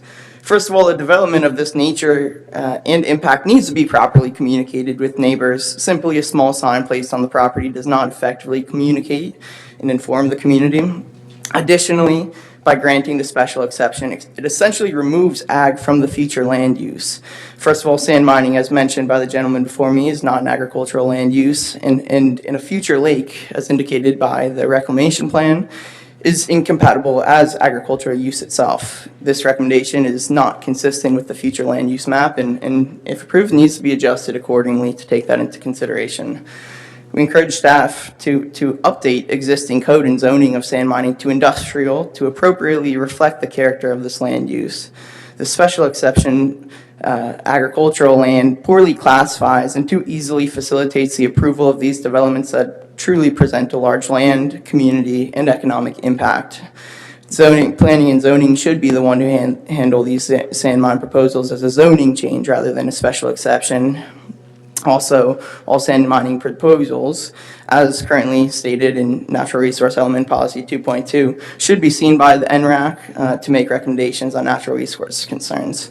To take a wide view, our state is facing a phenomenal rate of development. Over 1,000 people move here a day, and in 2024, we saw 143 million visitors.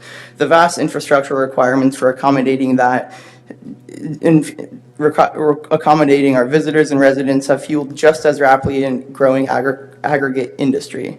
The unique composition of our sand here in the county, along with the decline and conversion of citrus, poses an even higher attraction for extracting Highlands County's natural resources and taking it to the coast or more populated areas, and in turn bringing the waste here.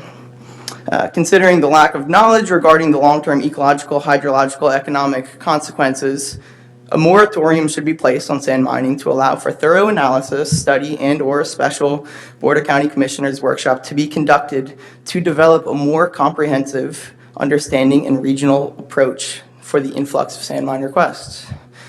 I'll speak on on the facts that we can try to propose. Sand mining has been shown to have significant hydrological impacts, particularly in neighboring counties like Polk County. The surficial aquifer for this site is often at the surface of the western adjacent property on that Hycoria Road bend at about 140 feet above sea level. The Hycoria sand mine elevation sits between 150 to 170 feet, so there's elevations there.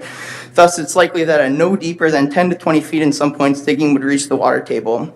Development services and the staff report indicate that all mining operations would cease prior to reaching the water table. That's the staff report, and would have minimal to no impacts on the water table. So, and the sand mine is right upstream from a critical Southwest Florida Water Management groundwater monitoring well, Round 14.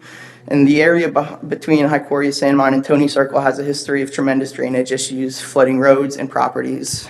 The future land reclamation of a lake being positioned in incredibly porous sandy soils, as Mr. Youngman stated, downstream from a nutrient-intense compost facility and upstream from a critical groundwater well, as mentioned before, numerous wetlands and conservation areas. This could have critical hydrological, water quality, and flooding impacts. When considering the impacts of a development such as this one, staff should consider not just the direct site, but the hydrological neighbors that might be impacted downstream throughout the greater Fish Eating Creek watershed. As it states there, Natural Resource Element Policy 2.6 states that mining which will result in adverse effects on environmentally sensitive areas, which this all is, shall not be allowed unless these areas can be restored, and state statute prohibits resource extraction in environmentally sensitive areas. On the ecological side, this is a truly special place. It's an area of regional, statewide, and global ecological significance. I know I always get laughed at for bringing up the gopher turtles and scrub jays, but this is a landscape of over 157,000 acres of contiguous conservation lands. It's directly adjacent to a gem of biodiversity of the Lake Wales Ridge. It's one of the highest concentrations of rare and endemic species in North America. Not just in Highlands County, not just in Florida, in the continent. Hundreds of millions of dollars have been invested by state and federal agencies, NGOs, and landowners in the conservation of this area.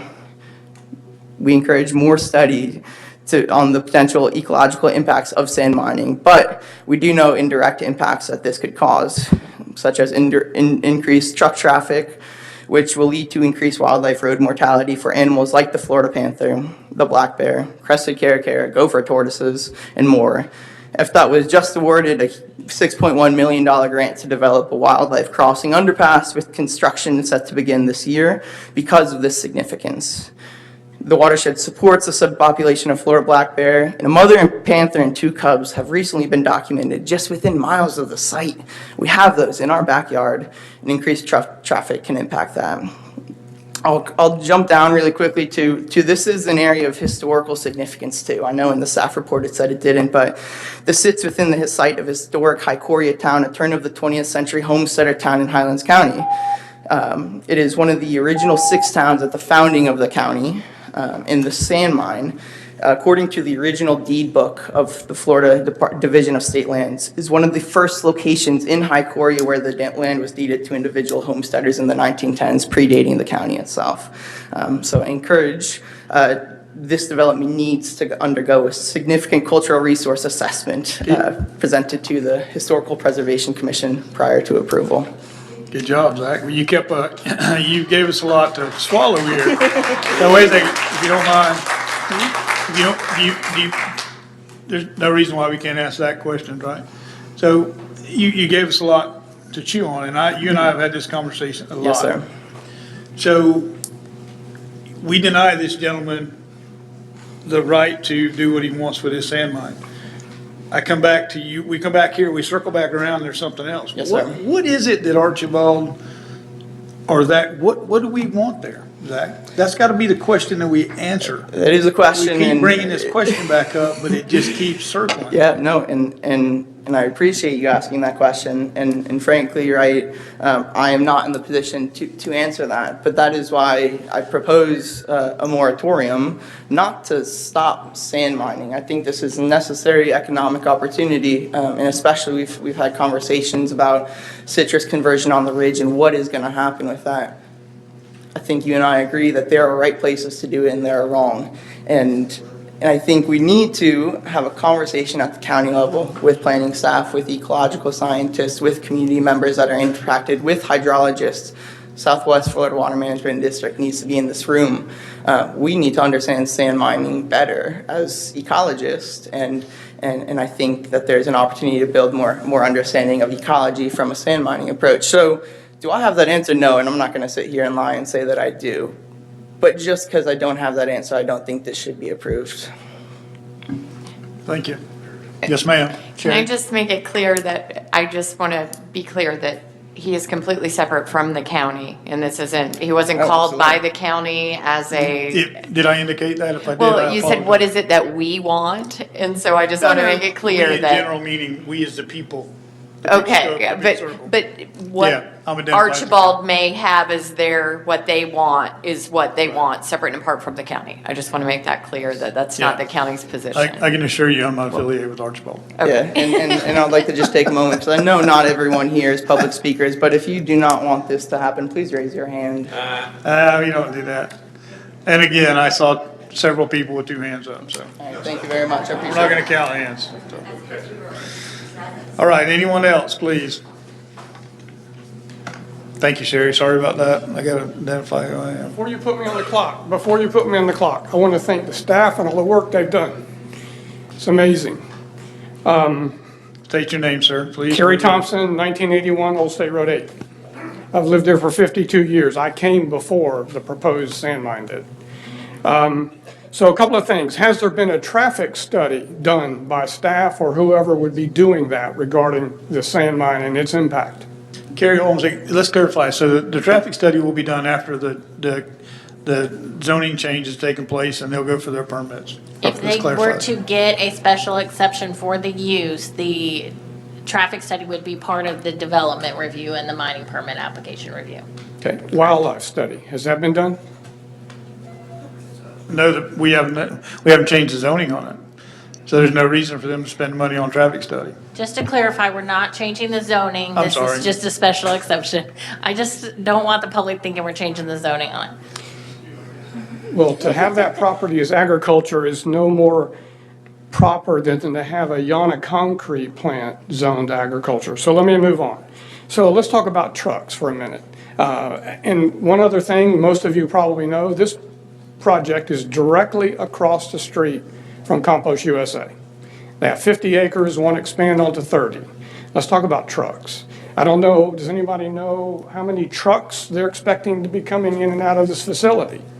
Okay, that's a fair question.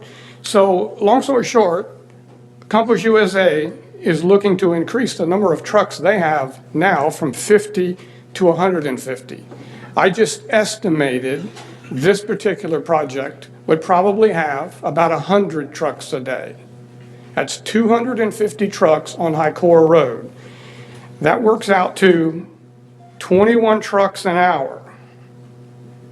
Works out to 10 trucks every half hour, 5 trucks every 15 minutes, and then a truck every 3 minutes coming out of that conglomeration between Compost USA and that facility. Think about that. Think about safety and what happens to the roads there. I don't know what else to say. I appreciate your time. There's a lot of folks here that have traveled from Miami.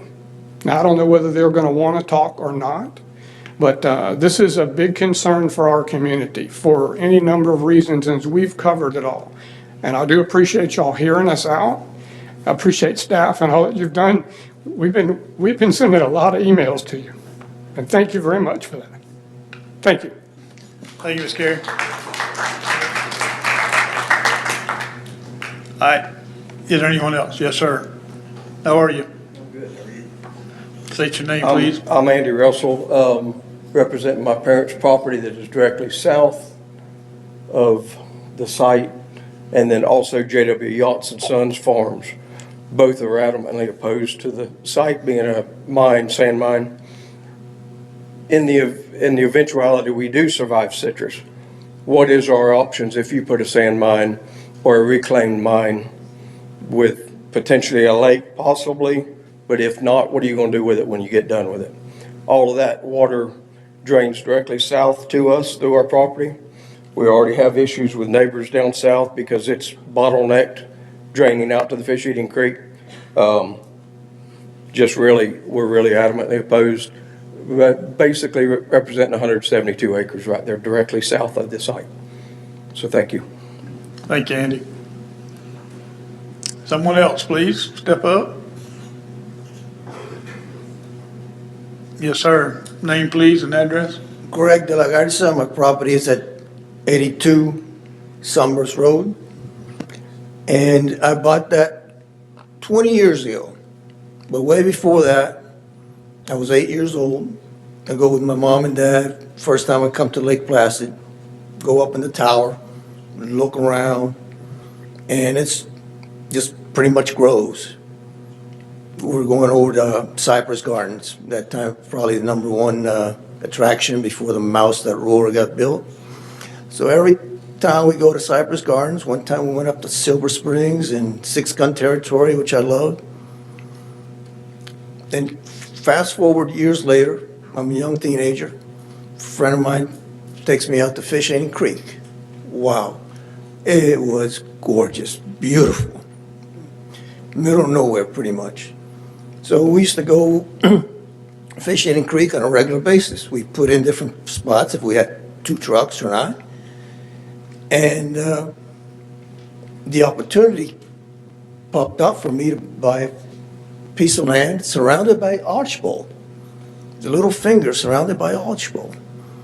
And there I get to see caracara, the sandhill cranes, bear tracks. Didn't actually see the bears, bear tracks, bald eagle, all different types of wildlife, the tortoises.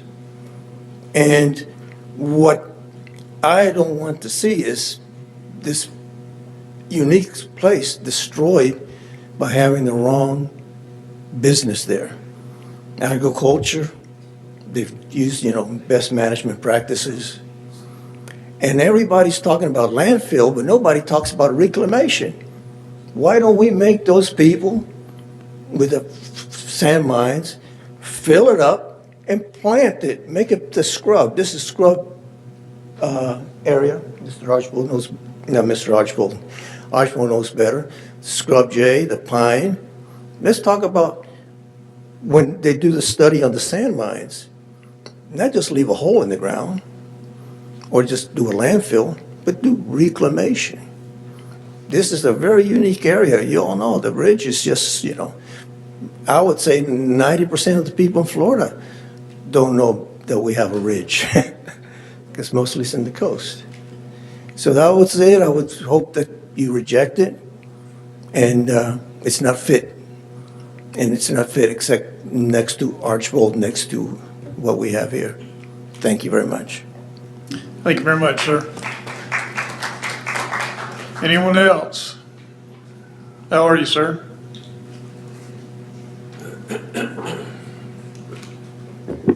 For the record, my name is Ken Keck. I'm at 34 Keck Road in Venus. So I'd just like to support some comments made in the room already, both by the audience at this podium as well as at the dais.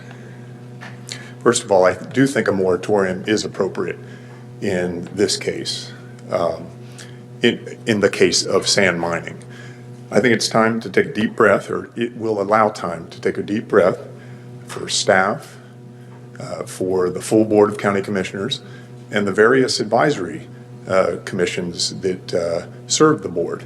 I personally serve with Zach and others on the NRAC, the Natural Resources Advisory Commission. I'm honored to serve in that volunteer position. But I think it's appropriate for that commission to take some of these questions that we've heard, Valley question, even the engineer and Deputy County Administrator. We heard a lot of doubt in his own voice and in some of the responses he was giving to you, Mr. Youngman. So let's take a deep breath and allow for, we have some great folks on that NRAC. For instance, as you know, the board has appointed someone from Mosaic who is in charge of all the reclamation and biology involved in mining.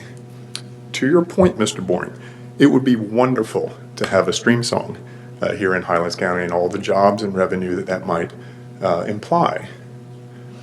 A difference here, I think, is, and I don't know a lot about phosphate mining, but they actually put the tailings back there. They actually put soil back in after they've done the extraction. Whereas with the sand, it's gone.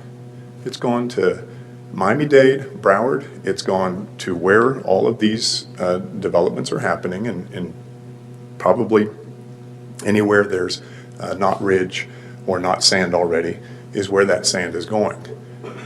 And I won't mention how we're taking in all the waste and the byproducts of urban areas. And do we want that for the county? So moratorium is appropriate there.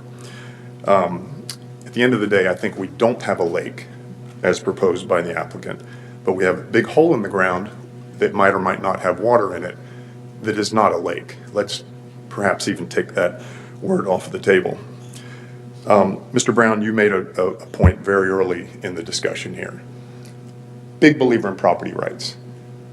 By God, we have Bert Harris here, whose father in the Florida legislature came up with the original property rights law for Florida. We're big property rights, but when your use impacts my enjoyment of my property, that's where a line gets drawn. And I think that line is time for this board to draw. Thank you. Thanks, sir. Mr. Thompson? Yes, sir. My name is Butch Thompson. I've been in Venus, same address for over 50 years. I think the county has realized that these sand mines have got to have a different category than just agricultural. They have got to meet so many different criterias and rules and regulations that it shouldn't have anything to do with ag at all. But anyway, that's not the point here right now. But so anyway, the sand mines up around Twitty Road is very different from the Venus area. Twitty Road is more of a clay mine than they are sand. It's a sandy clay. Venus is a ball-bearing sand. That sand on that ridge, I've been here over 50 years. I've dug holes all over the place.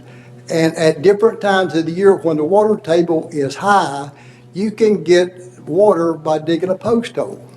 When it's dry, you got to go down past 18 feet to get it. So that sand bridge is like a sponge, a great big sponge that holds water, and it won't leak until it gets full. And so that areas at Twitty Road, they don't have, it's a clay pit. They don't have this same problem. But down here, it is what we call ball-bearing sand, and it acts different from all the clay stuff. It's entirely different.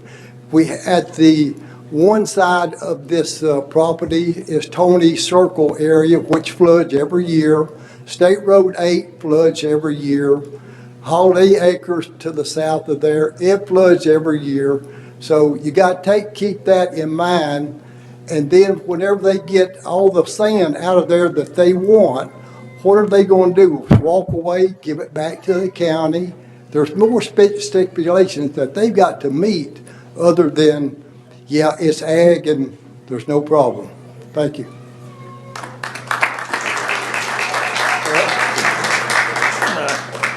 Thank you. Anyone else?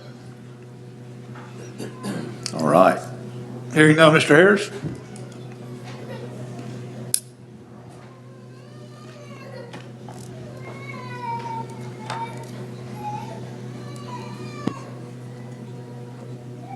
I would like to speak to for myself, my daughter, and two closely held corporations. May I have 6 minutes? Yes, you may. Thank you. Hindsight is a valuable and rare commodity. Today we have the benefit of hindsight. Look what sand mining has done in the Twitty Road area. I'm guilty of the first, and until today, the last of those. So I owe you a little of explanation as to why I would do an about face. And it's that hindsight that gives you the reason. Sand mines look more like pox in Twitty area. Once you break one out, you get more and more. That's the reason I say it's time to not go to Venus with sand mines. The Venus project is itself two projects. They didn't mention that, but just north of them, about half a mile, they already own another 40-acre site. So there's two coming. So you've already got two sand mines on the way in Venus, Florida. When we look at how one should be permitted, first of all, for the record, I adopt the position of the prior folks testifying. I totally agree with Archibald. Zach made a great presentation. So did the others. And I totally agree, this should not be handled as a special exception. I would encourage this board to, in the words of my hero, Nancy Reagan, just say no. With a message to send to the county commission to say, this issue should be addressed in this comp plan review for 2050, and let's determine where, if any, sand mines should be located in the county. Let's don't hopscotch sand mines through an ag area like we did in Twitty Road.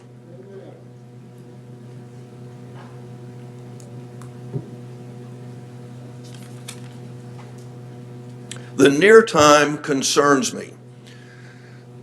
We've talked about it as though probably the confining layer could be flat. I'll lay you 10 to 1. I don't know. I'll raise my hand and admit I don't know. But as the ridge falls to the east, I'll lay you 10 to 1, the confining layer falls to the east. So you most likely will run into it higher on the west and deeper in the east, which will lead to drainage from one end to disperse into the sand on the sides of the other end. So I think you're going to end up with some really weird geology that's not going to help the area. I'm more concerned not about the near-term potential lake. I share Brother Keck's concern that the lake issue is a farce and will not be. My concern is this county has already had several entities out of South Florida looking for a place to put Class 1 landfills. What better use for a hole in the ground than a Class 1 landfill? And you're going to be faced with that to some degree of pressure, possibly through a bankruptcy venue where a judge may be able to cram down issues that we really don't want. Think about the landfill as you go to Arcadia that's incredibly tall. You can't not see that darn thing. By the way, my name is Bert Harris. My daughter Catherine in the back. We own to the east of that 480 acres. So like Mr. Russell, we speak for landowners in the area. We would ask that you say no, that you return this to the county commission and say, let's look more at a comprehensive discussion so folks can know where sand mines should and shouldn't be, not hopscotch it around, and don't create something that will be an attraction for a landfill opportunity. And again, I adopt the position of Archibald. Thank you. Thank you, sir. Anyone else like to speak before we bring back to the board? Seeing none. Board? Oh, I'm sorry, I missed one. I apologize. Sir, state your name and address, please. Reverend Edward Flegel, North Venus, and Lake Placid. I'm right there on the edge of that, 212 Parkland Drive. I want to thank you for hearing the people that spoke, and I'm coming after a very prestigious person, and so I don't really have a lot to say about that. But I do want to say, in one of the comments of accusing you maybe of being with Archibald, I am with Archibald. I almost border their property 2 miles to the east directly. And there's probably about 1,000-acre land between me. It used to be a dairy farm. Anything can be put there by now. It's owned by a Canadian. He could put a sand mine there. He could do anything. We people in the South, we came out here to be quiet, to be left alone. We enjoy the privacy. We like the things that are going on without the hustle and bustle of things. And that's changed. And it may continue to change, and it may not be anything I can do about it except move, which I hope I don't have to do. But gentlemen and ladies, in my property, I have at least 60 birds, 60 different species of birds just on my property, all kinds of animals. When you start messing with this ecology of this highlands, of this Lake Wales Ridge, you are dabbling in trouble. And I just urge you to keep that pristine. Maybe you need to make a moratorium around Archibald and maybe a 3-mile radius to try to protect this land. That's my plea to you. Protect it. It's a jewel. It really is a jewel. So I just urge you to say no to this. Thank you. Thanks, sir. Anyone else? Anyone else? Last chance, last call. All right, bring it back to the board. What say you, board?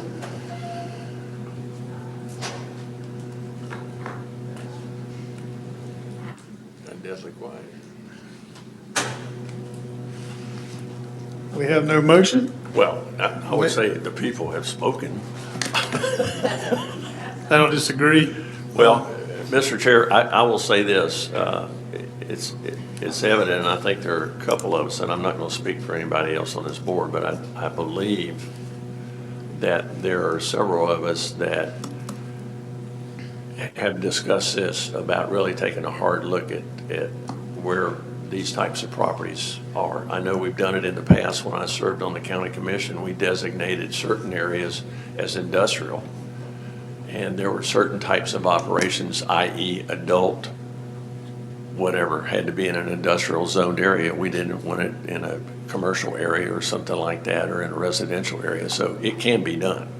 And I agree with some of the comments, and hopefully with some of my fellow board members, that that we can make recommendations to the Board of County Commissioners to take a real hard look in our future land use and our zoning. I'm not prepared to make a motion before some of the other commissioners may want to speak, but I will. We can bring it back to the board if they would like to. Or I can make a motion and they can second with discussion. We can do that for an upper yes or no vote, or we can have conversation and nobody makes a motion and it dies for lack of motion. Well, I'm That not is the question reluctant. at this point, correct? Yeah, I mean, if you can either continue, if you want to, if somebody wants to make a motion, they can make a motion and see if they gain a second. And if they do, they can second for discussion, or they can just second and you can hold a vote. That's what I thought. Yeah. I would Absolutely. move to deny, Mr. Chair. Okay, do we have a second on the move to deny? I'll second. We have a motion and a second on denying. How do we need to make that motion and just say deny? Simply say deny. 1977. Okay, application to deny, Application go ahead, I'm sorry, you made a 1977, motion. Mr. Chairman. Are we okay, staff? Okay, we have a motion and a second. Gail? Mr. Boring, Yes. Mr. Brown, Yes. Mrs. Lopez, Yes. Mrs. Payne, Yes. Mrs. Ezell, Yes. Mrs. Honeycutt, Yes. Mr. Youngman. Yes. Motion is denied. Thank you.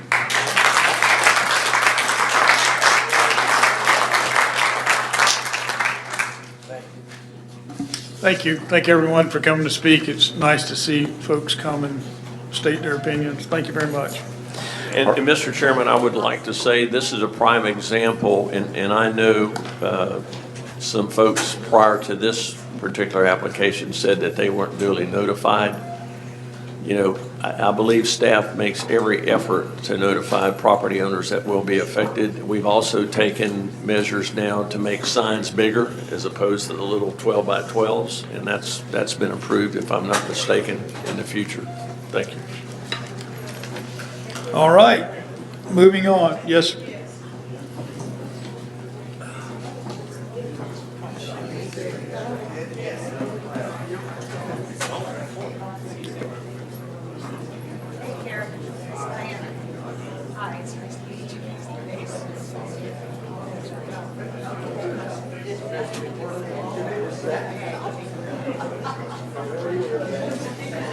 All right, moving forward.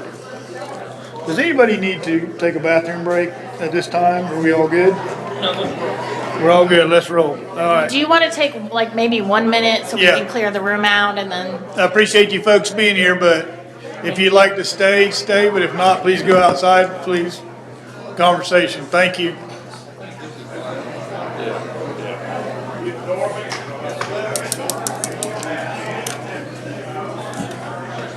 Shut that door. Is anybody back there?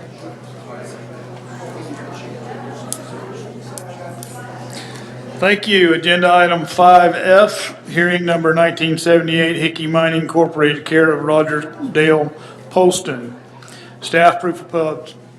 Good afternoon, Haley Collinsworth, Planner 1 for the record. The applicant has applied for a special exception to allow an expansion of an existing sand mine / clay pit and a landfill limited to natural vegetated material and / or clean and asbestos-free concrete, cinder block, bricks, and ceramic tiles located at 7900 Twitty Road, Sebring, Florida.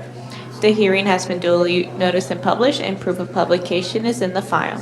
The agenda package, which includes the application and staff report, were provided to the board on May 2nd, 2025. The applicant was provided the staff report on May 2nd, 2025. Did the board have any ex parte communication that needs to be included as part of the record? None. No. Hearing none, as of today, there has been 0 letters received in objection to the request and 0 letters received in favor of the request. At this time, staff is available for any questions. Thank you. Is the applicant here, would like to speak? Sherry, would you swear him in? Do you solemnly, whoever is going to provide testimony, I'm sorry, do you solemnly swear or affirm the testimony you're about to give to be the truth, the whole truth, and nothing but the truth? I do. I do. Thank you, sir. Proceed. Good morning. I'm Drew Jones with Polston Engineering, representing Hickey Mining, Inc. He currently has the existing mine depicted adjacent to our planned expansion. It's currently fully permitted through the Water Management District and the county. And we currently have an existing haul route and an existing driveway that we would continue to use.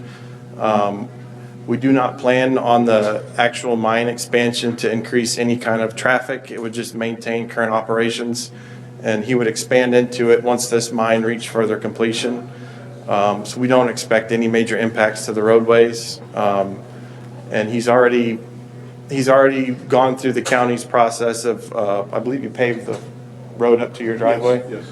So we've fully developed the road, and I know we've had discussions with engineering about further. I think we might have to dedicate some right-of-way off Twitty Road, and I think they wanted, they already have some stipulations. We went through concurrency, and they have a few stipulations they'd like, but Mr. Hickey's more than willing to go with whatever they request for the property. I know we've had a lot of sand mine discussions here today. And I believe the staff recommendation was to recommend the landfill for this location. And Mr. Hickey has agreed to that. He would not be pursuing the landfill at this time, just so we can potentially expand his sand mine operation. When his first portion of the mine was permitted, the rule was 2 feet above the seasonal high water table. And right now, that's the way we were going to continue with the permit, to stay above the water table. We do not plan to mine into the confining layer, because I believe the confining layer over here would be well under the water table, and we don't want to deal with that, and we don't want to pollute the ground with anything they're doing. So I don't know if y'all have any questions or concerns about the current expansion, but it would be continuation of the existing operation there. I have a question. I'd just like to state and ask a question.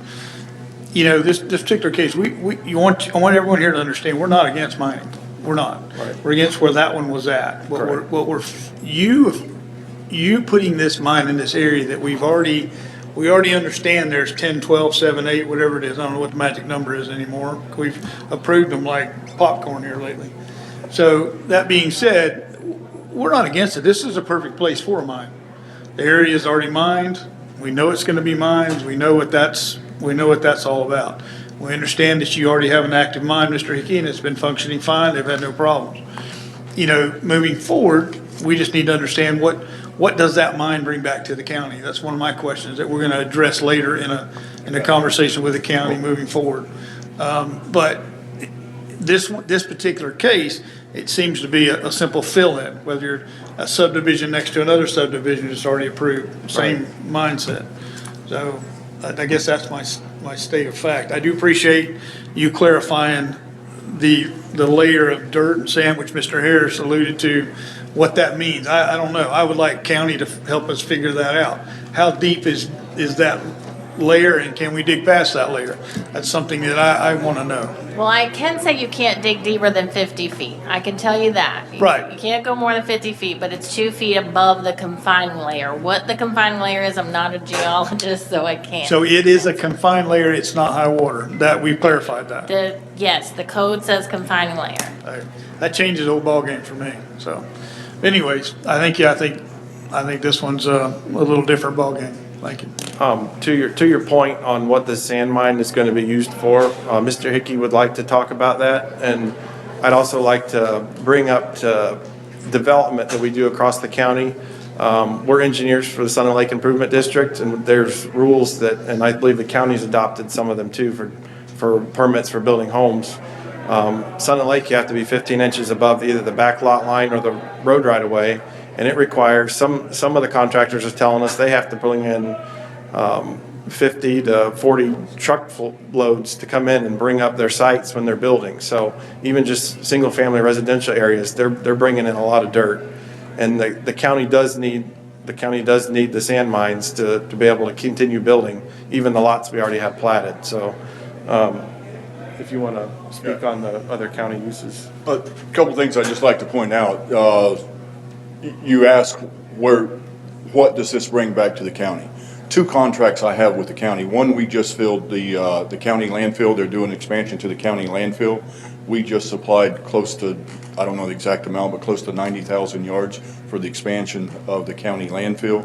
Also, we have a contract with Road and Bridge. We supply fill dirt to the county anytime the county needs fill dirt. So to the question, what is the county getting back from that? We supply and work with the county quite a bit there. And I'm going to speak for myself, but most of the sand mines here, 80-90% of the material here, I think there's one that goes out of town, but most of us, K&M, myself, Excavation Point, most of us work within the county, and most of the material that we extract from the county is used right here in the county. But I also would like to point out that, different counties have different resources. If we weren't able to use resources from different counties, we couldn't build any roads. We couldn't make any concrete. Silica sand comes from up in the Lake Wales area and down south of us. Shell rock for road construction comes from, the county itself owns a pit in Charlotte County. So, yes, I understand trying to keep your resources within, but we also all got to share our resources. But at the same time, my point is, most of my resources, more than 90-95% of it is used right here in the county. And like Drew pointed out, we already have, our sand mine is an expansion of one we already have. And if you look up there on the pit, there's 2 sand mines behind me. There's a property right next to me. They're applying. Excavation Point has a big sand mine across the street. So if you're talking about location, we're all in a pretty central location there on Twitty Road, as Mr. Harris was talking about. 100%. We're all in a pretty tight area there. So No, the only thing that's bad for me today is timing with all the negative with the sand mine. But there is a need, supply and demand. If there wasn't a demand for it, I wouldn't be trying to permit another piece of property. Oh, absolutely, and property rights are very important in this area. We've determined through many years of use is a sand mine area, obviously. So, anyone have any questions for Marty? No. Okay. Hey, 1 minute. We'll no questions, Marty, and we'll. Yes, ma'am. If you would come at the podium, we'll open it up to the public. If y'all are done, are y'all done? Yeah, if y'all don't have any further questions, We'll holler at you. Okay. All right.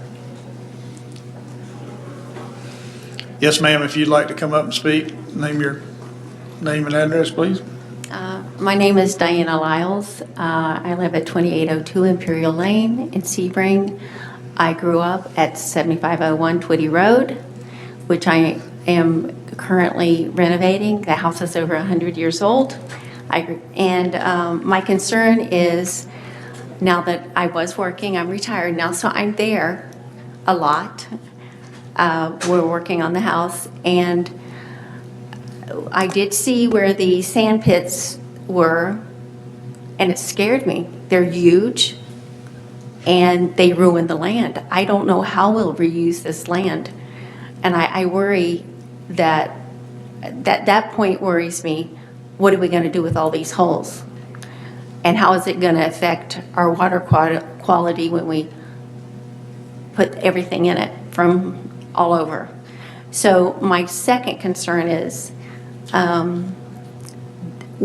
he stated what he's giving back to Highlands County.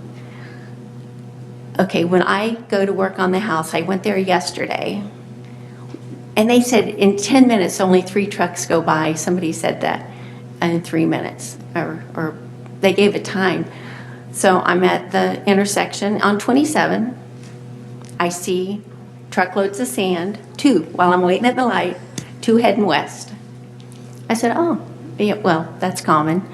So then I see a couple more, and then I see a couple more, the east, west, south, heading north.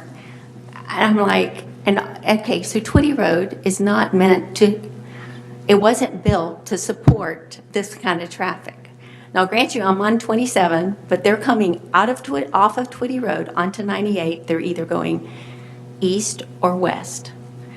So everybody, in our little road, I was reading in the paper where they have a route where they travel with their trucks or dump trucks. Okay, I saw dump trucks a month ago, 2 months ago. That's all I saw were dump trucks.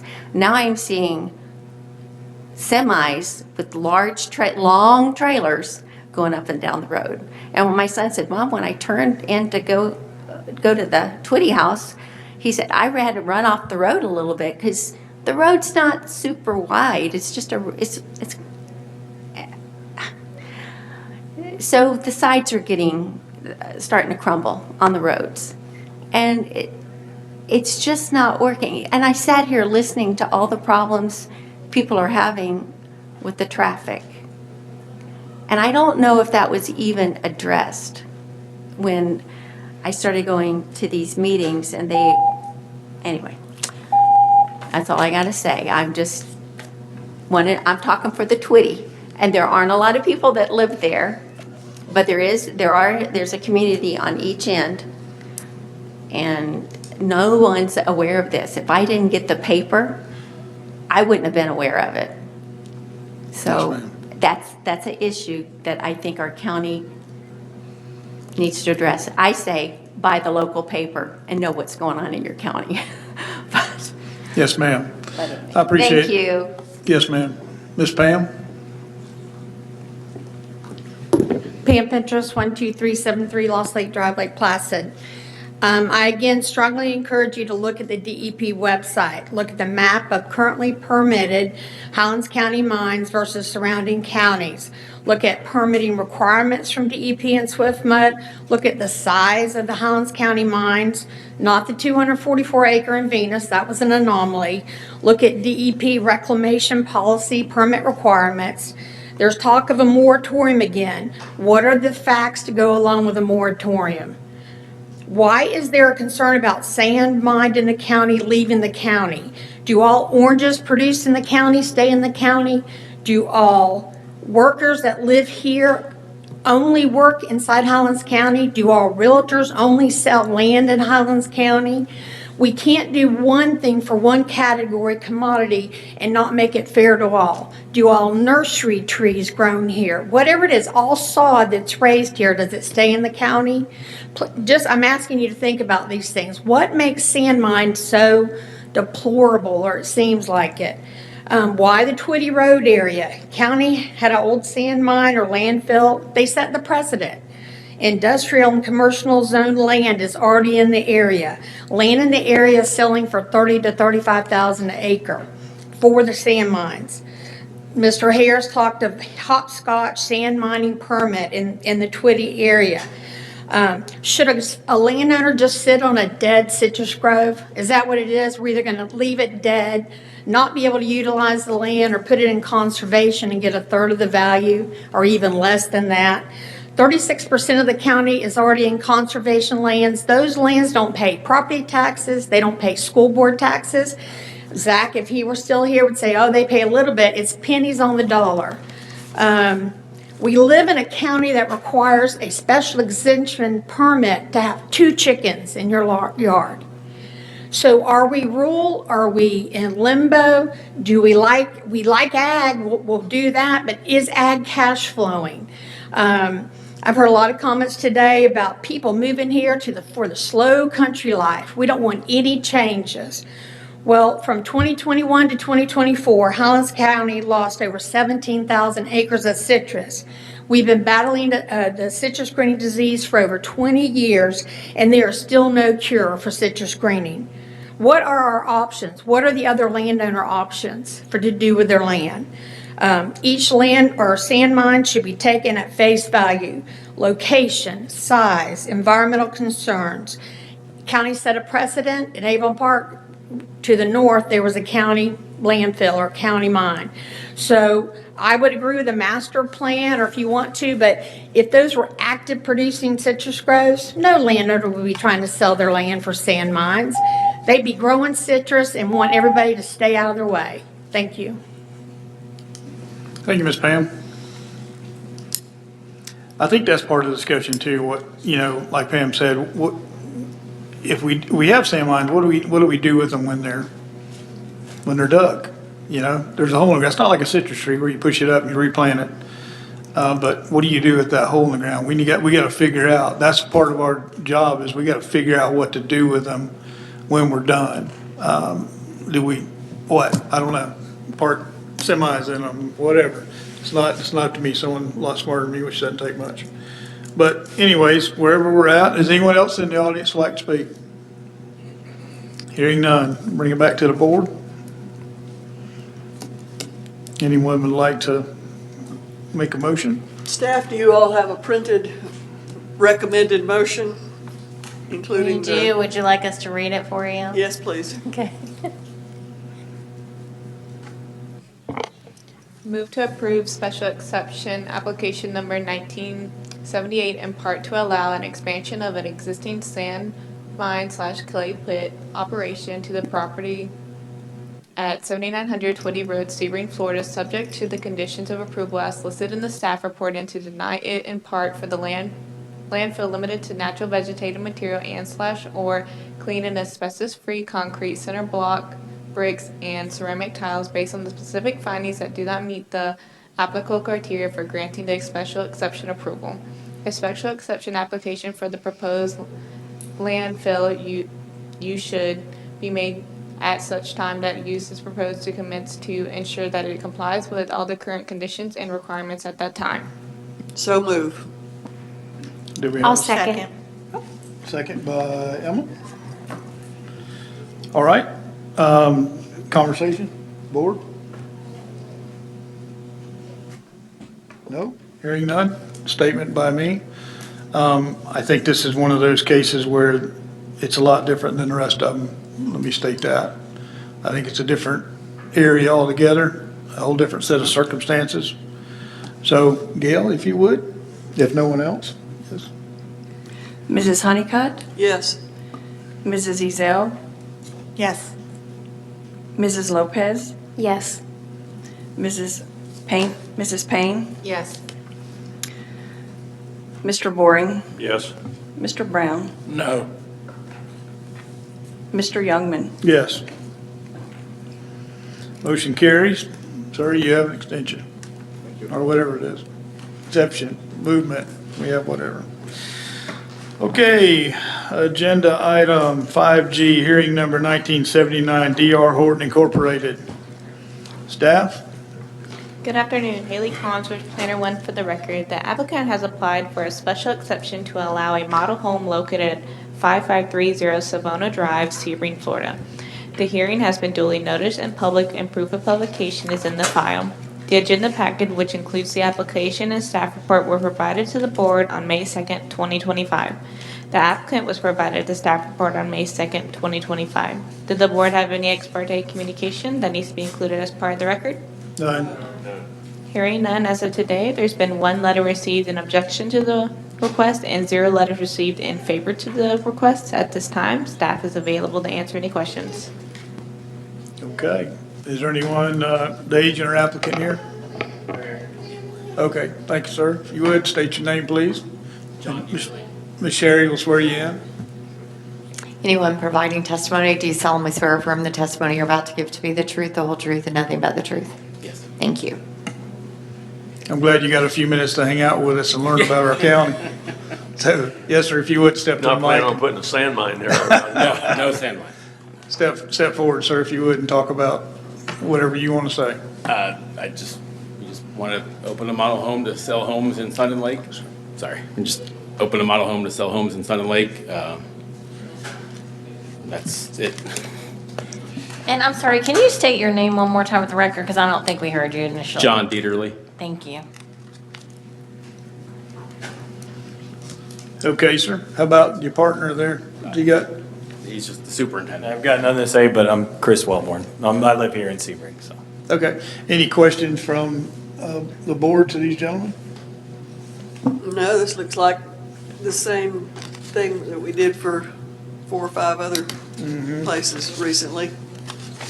Is there anything different in the conditions of approval for this staff? Same? I think you just had a few, And, letters, didn't you? We had one letter, and the hours of operation, they did request a change than the previous ones approved. Okay, so the hours of operation are different? Okay. That was what the letter was for? No, the letter was just an objection to the request. They didn't Right. provide any evidence or anything. But I don't recall seeing that letter, but what was the objection you're talking about?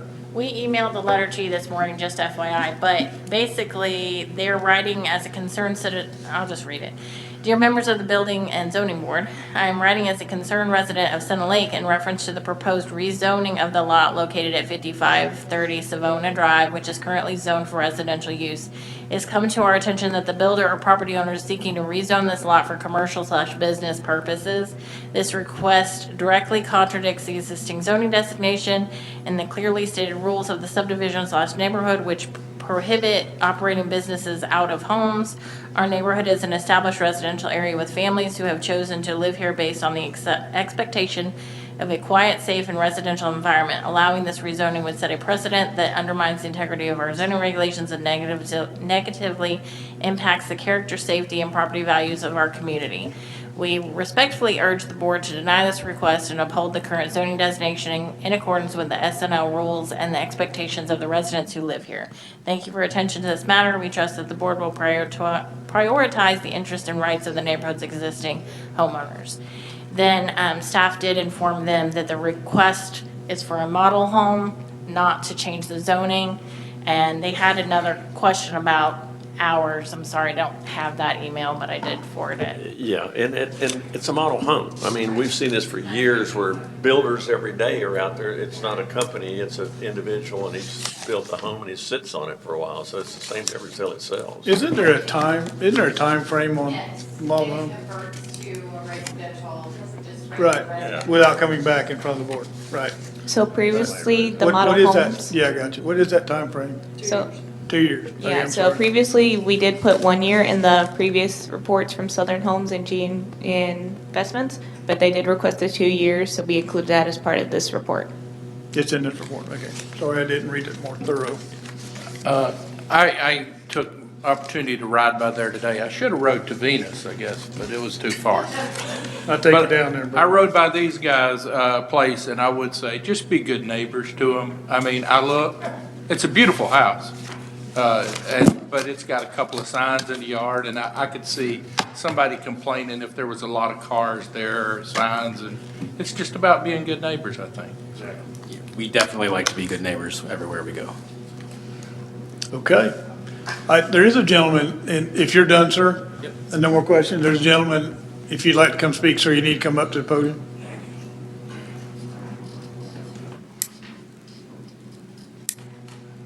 State your name, please, and your address. Hi, Miguel Arcio. I live at 5313 Belmar Drive with my parents. There's a lot of discussion about a model home, and you can see the pictures here. They're dated April 21st, 2025. And if this was the model home that's there, then I wouldn't be here. I mean, fits in with the neighborhood, doesn't look commercial at all.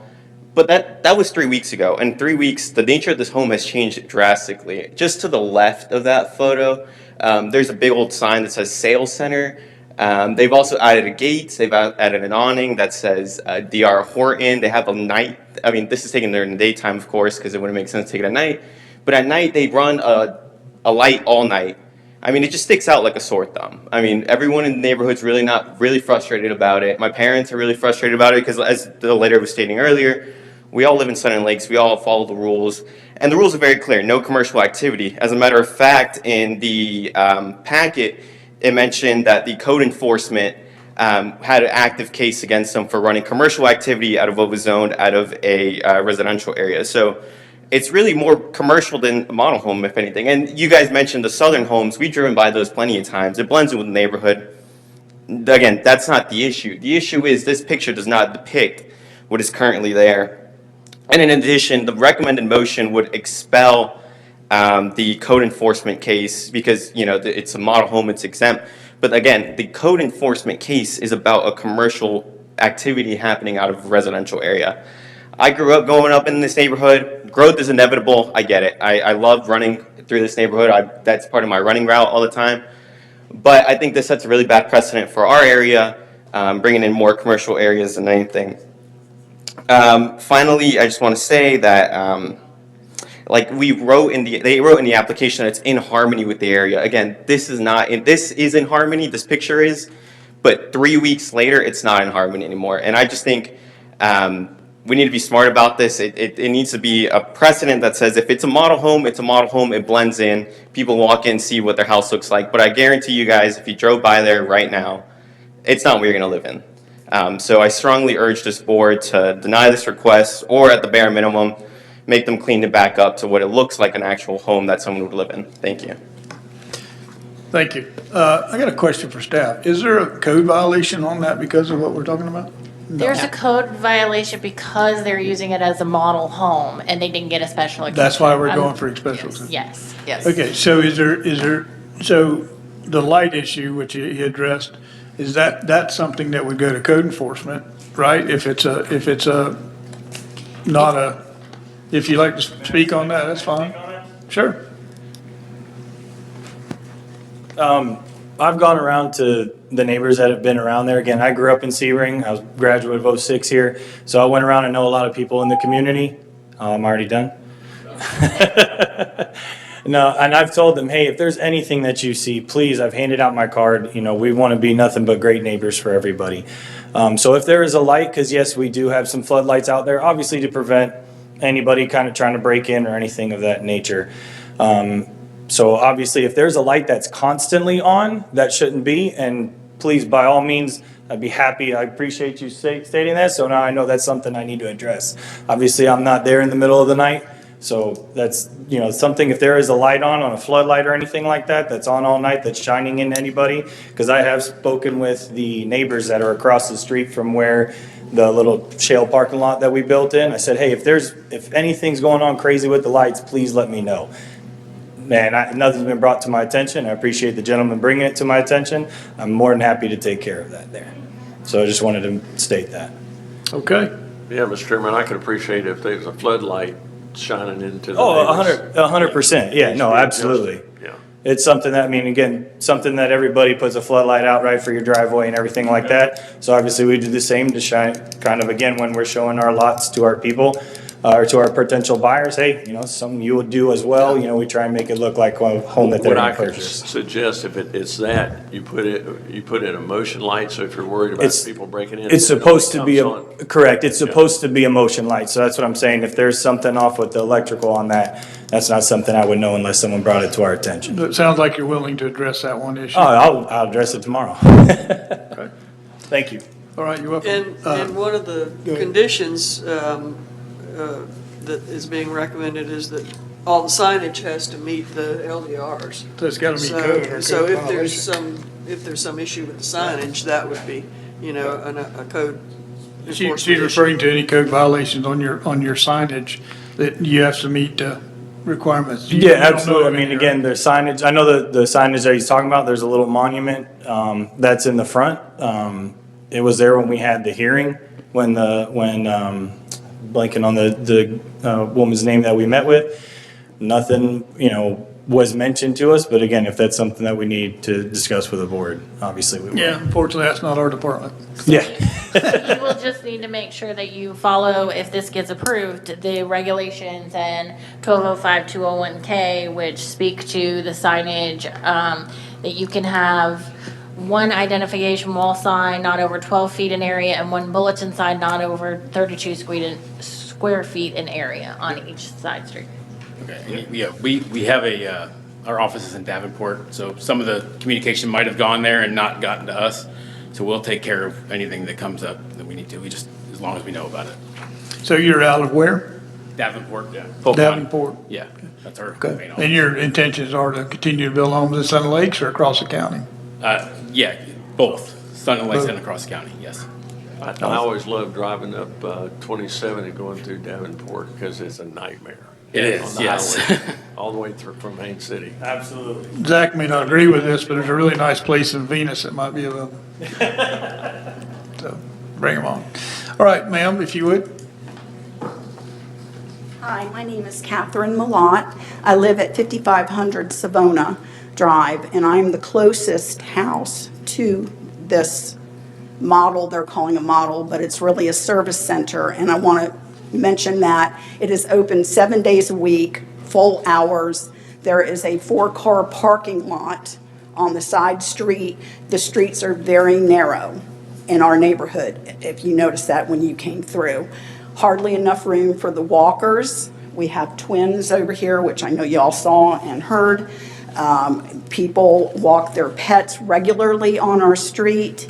And the cars, and I have pictures, but I didn't know to do this, where you cannot pass when they have vehicles continually parked on their property, not necessarily in the 4 spots on the side, which is highly commercial. And they're going to be doing real estate transactions. They're going to be doing everything. It's a full service thing, like a Home Depot, a small Home Depot, where they come in, they pick their colors, their carpet, their designs. They'll probably be doing real estate transactions. There's a lot of stuff going on. It's not just a simple model home like we have throughout Sun and Lake. This is a business. This is a commercial business in a residential area. Now, no one has, from their company, has come to my house, and I'm home, I don't work, I'm retired, so I'm there every day. No one knocked on my door or said anything to me, and their fog light or their lights actually are on all night long to highlight their great big huge service center sign. One goes this way and one goes that way. The one blinks on and off like a strobe light all night, which goes through my windows. I did report that to Sun and Lake. They did notify, but nothing's been done. And that was at least 10 days ago. So I understand you're out of town and that might make a difference, but it's very aggravating. So I'm very concerned about all these activities. We would not have bought our house had we known a model home would be fine. A regular model home. This is not. This is a full-fledged business. The only thing they're missing is 2 golden arches on that house. If you go by and look at it, there are the signage. There's over 9 signs. Some of those signs are right on the street, out of the driveway, out of the shale driveway that they're talking about, which is a parking lot for car. So cars come up. Someone's going to get hurt. Someone is going to get hurt. People don't walk up Ponce de Leon, the big one. They come up our way so that they can walk in the quiet, nice areas. And it's very important for people's safety and the children that this doesn't occur. If you go and you have 2 cars, and the other last issue I want to say is that there are a lot of snowbirds, and these people are actually parking on their grass and their irrigation, and they're not parking. They're parking in vacant lots. They're not using their parking, and there's a lot of contractors in and out all day long. Yes, ma'am. And what I'm hearing from you is a lot of those issues, if they're in fact, are code violations. Yes. And if that's the case, then that needs to be addressed. The gentleman just stated that a lot of the information maybe didn't get to him. So I think coming from this board might help him understand that there is a few issues that need to be addressed. And neighbors being one of them maybe. But if there is too many signs, if there is parking like that, those are all code violations that need to be addressed by code,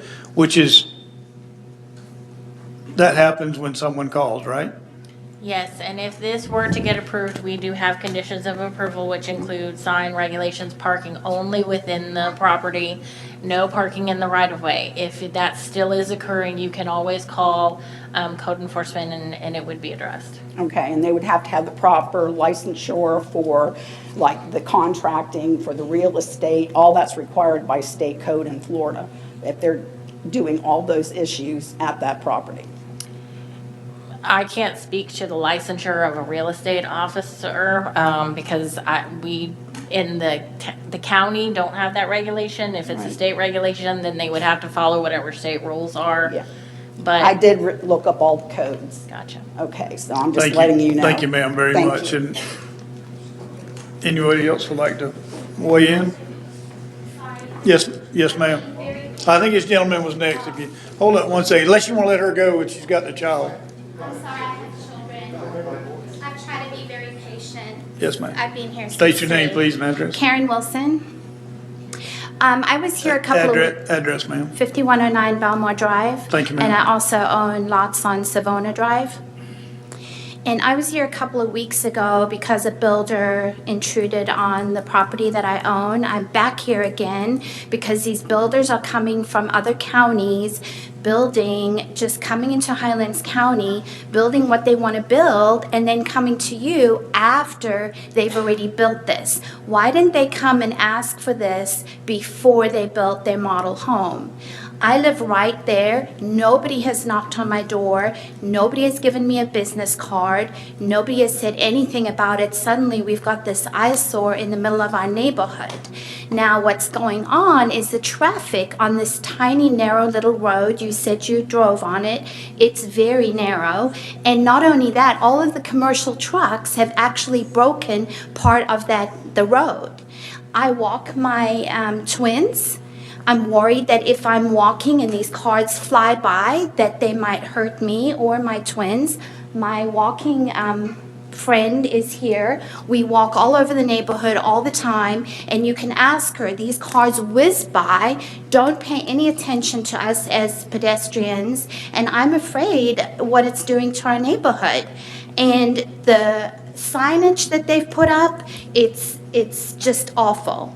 And for them to just come in and just build their house and expect it to be approved for a model home when we never had any say as residents, I don't think it's fair for us living there at all. And not only did they have any respect for the county, because they started working out of the home before this even hearing. So they were already working, cars coming in, big spotlights, and it's an eyesore, and I'm glad all of our neighbors agree with us. Some of them are not here because they're working, but we do have a face group, and we're very upset about this. So I'm concerned for my children. They're going to want to ride bicycles when they're a little bit older, and just the traffic alone, I cannot let that happen. Yes, ma'am. Again, I think some of these issues could be addressed with code violations. It appears to me, I'm not there, didn't go look at it, I apologize. When you, excuse me, ma'am, if that's okay, I'd like to ask them a quick question. When you intended on building the property, was it built to be a model home? No, ma'am, it's okay. Oh. Thank you. Yes, it was. We were not aware of that we needed to get in front of the board for the county to ask for permission for that, though, at the time. I can address that. Please. We didn't have a regulation that allowed for model homes. We did not have one at all. So the code enforcement violation came, and so then we started to get a lot of calls from various builders and developers that said, we really need model homes so that we can show our product. There were attorneys involved that represented several of the builders, and we actually changed our ordinance. So there was an advertisement, there was an ordinance, there was a whole process that went before the Board of County Commissioners related to this very issue. And yes, it was an after the fact thing, but we didn't have a regulation at all. We were silent as to model homes. So the regulation that went into place, it was kind of it wasn't necessarily their fault, because we didn't have a regulation at all. Right, so their home was built before the regulation was in place. And having wrote out I believe it was, yeah. It was, or almost built. But And it even was, if it wasn't, it's such a new regulation. Right. There's no way they would have known it. Right, a lot of the contractors. If I could just speak, there will be no construction activity out of that model home at all. My builder might go there and do some computer work, but our vendors are not going to be going there. None of that stuff is going to be happening from there. When we were building it, obviously, we had the vendors there to do the work, but now that will not happen. Are the regulations in place now that would have affected how you built that? So it's. Other than parking, right? I mean, they might have some shell for where they're gonna have additional parking if it's not gonna all be in the driveway. But in our conditions, we require that if you're gonna have on-site parking that's not in the driveway, that you have to sod it once it no longer is a model home. But we didn't, like Sherry said, we didn't used to. Siri. Hello. Like Sherry said, we didn't have a model home requirement for a special exception. It was just you built a house and you showed it to people and you sold it. When we got complaints that people were building these houses and then there was a lot of parking and a lot of things. So that's why we have this special exception now, so that we can put conditions on it and say you can't park in the right of way. You can't, your signage has to meet these regulations, all of those things. Called growing pains of accounting. Yeah, and having ridden out there, that is a narrow road that could use a sidewalk, but that's a whole, I can see a problem if you want to walk down the road or whatever, you don't have a sidewalk, and there's signs and people speeding and Thank just you. all that kind of stuff that happens in a lot of neighborhoods, unfortunately. I will just say Sun and Lake has taken over the maintenance of all the roads in Sun and Lake, just FYI. Well, and that is an issue. I mean, I live in an area too where people walk a lot, and the roads are, built to standard as what they were. People still walk on it. You just have to be careful, as well as do the drivers. But, you have people that walk on the wrong side of the road. You're supposed to walk facing the traffic, and they've got their back to you. So that they need to understand that too. There's nothing we can do about the road conditions in an improvement district. That's up to the improvement district. Absolutely, sir. Please, thank you for coming up. State your name and address, please. My name's Kenneth Napier. I live at 4621 Nandita Drive in Sun and Lakes. I am the current Preserve Owners Association HOA president. This model home, which is a complete eyesore, is right in the middle of our preserved HOA homes. We have standards that they have to build homes to. Unfortunately, because this particular lot somehow is sprinkled in, and there are a number of homes sprinkled into the preserve in the HOA that are not HOA lots. I'm here also on behalf of some of the residents who could not be here to give my displeasure and their displeasure at, it's a huge eyesore. I mean, this thing is, it's like they put a Circuit City right in the middle of our neighborhood. All right, as the Preserve Homeowner Association, we wouldn't be allowed to do any of what they're doing. I mean, the number of signs, the awnings. My concern is because it's going to, and again, I guess we don't have a dog in the fight because it's not our lot. But I don't see where this house fits when they're done with it. Okay, and my biggest question here is the fact that this said this is to consider a special exception to allow a model home. The home is already built. What if you disallow it? But as stated before, there was no regulation in our county for model homes. So it was built on the premise of a model home before there was any regulations. And I'm not debating the fact with you, but I'm just saying, I don't know, we're kind of in that circle where we're down the road already, right? Now, home's already built. Yeah, and it is, and it's in a bad spot because it's kind of on a corner of a very narrow road, as people have stated. And there's a lot of people who are out walking early, all hours of the day. And we have some older residents and snowbirds. And the concern is the traffic. The concern is the amount of traffic that this is going to generate. And then again, the surrounding homes, the concern is how will this affect their property value because this home doesn't meet the criteria of their home and the surrounding homes. Melanie, would you So like to I address? just need to answer one of his questions, and I can answer actually two. If they do not allow the use of the home as a model home, it would simply be that it would be a single-family home that would have to be sold. So the house doesn't go away whether it's a model Right. home or not.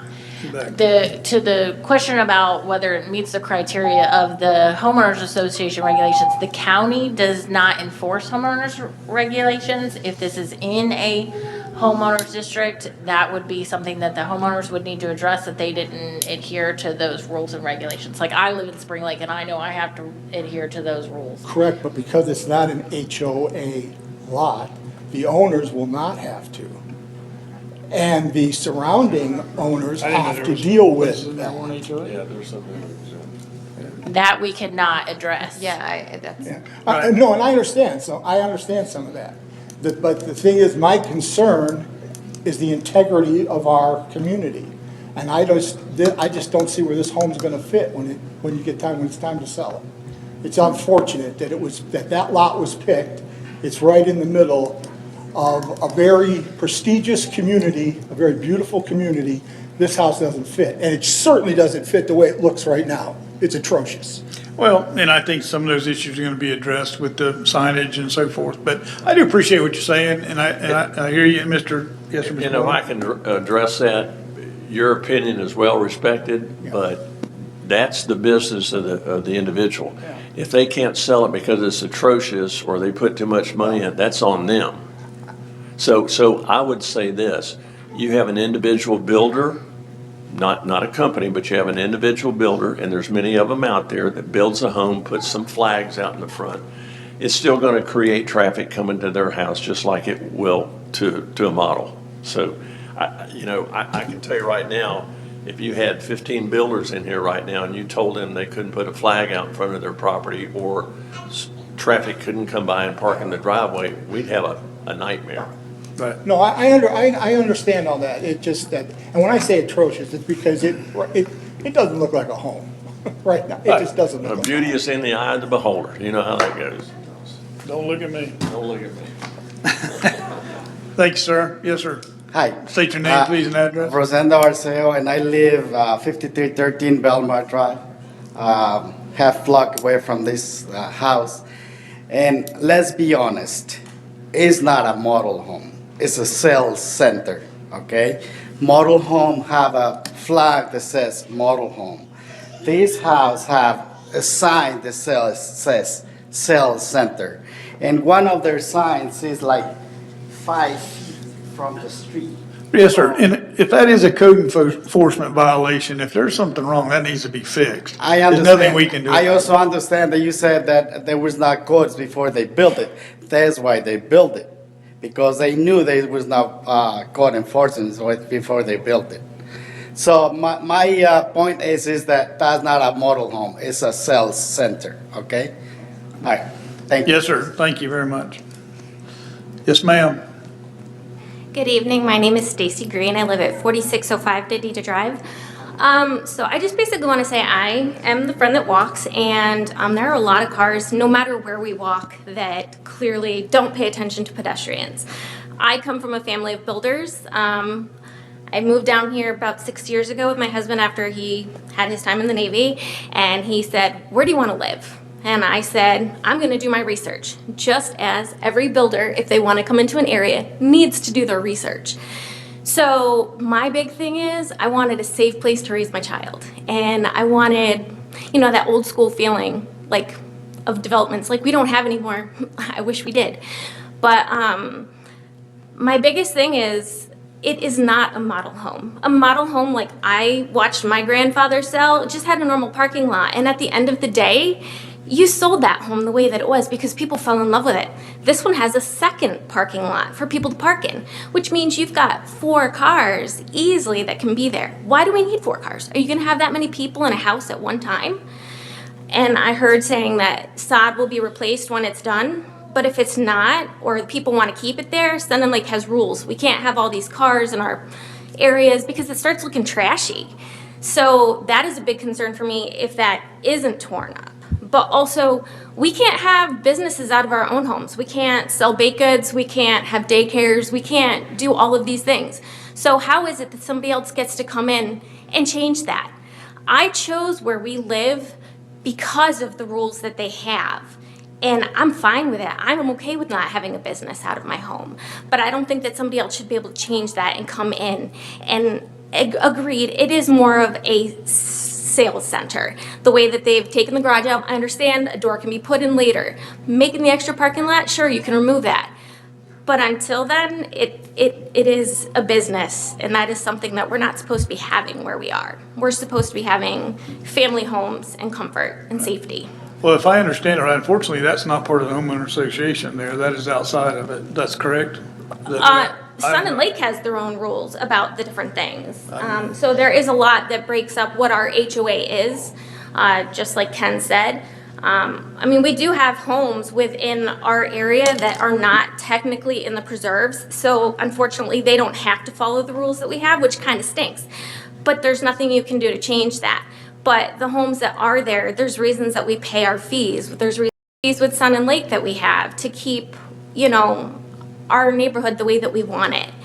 And I just don't see how that house fits in. Plus, we do have rules, like Ken said, about what each house needs to be within the preserves, certain square footage, whether it needs to have a golf cart garage and a garage, depending whether you're on the golf course or off the golf course. So they might be looking at a model home, but that's not the home they're gonna buy if they're in the preserves. But not only that, I bought mine sight on sea from videos. Nowadays, we can pull up so much with the internet and make our own digital stuff. I'm really not sure that it's necessary. Thank you, ma'am. Thank you. Thank you very much for your input.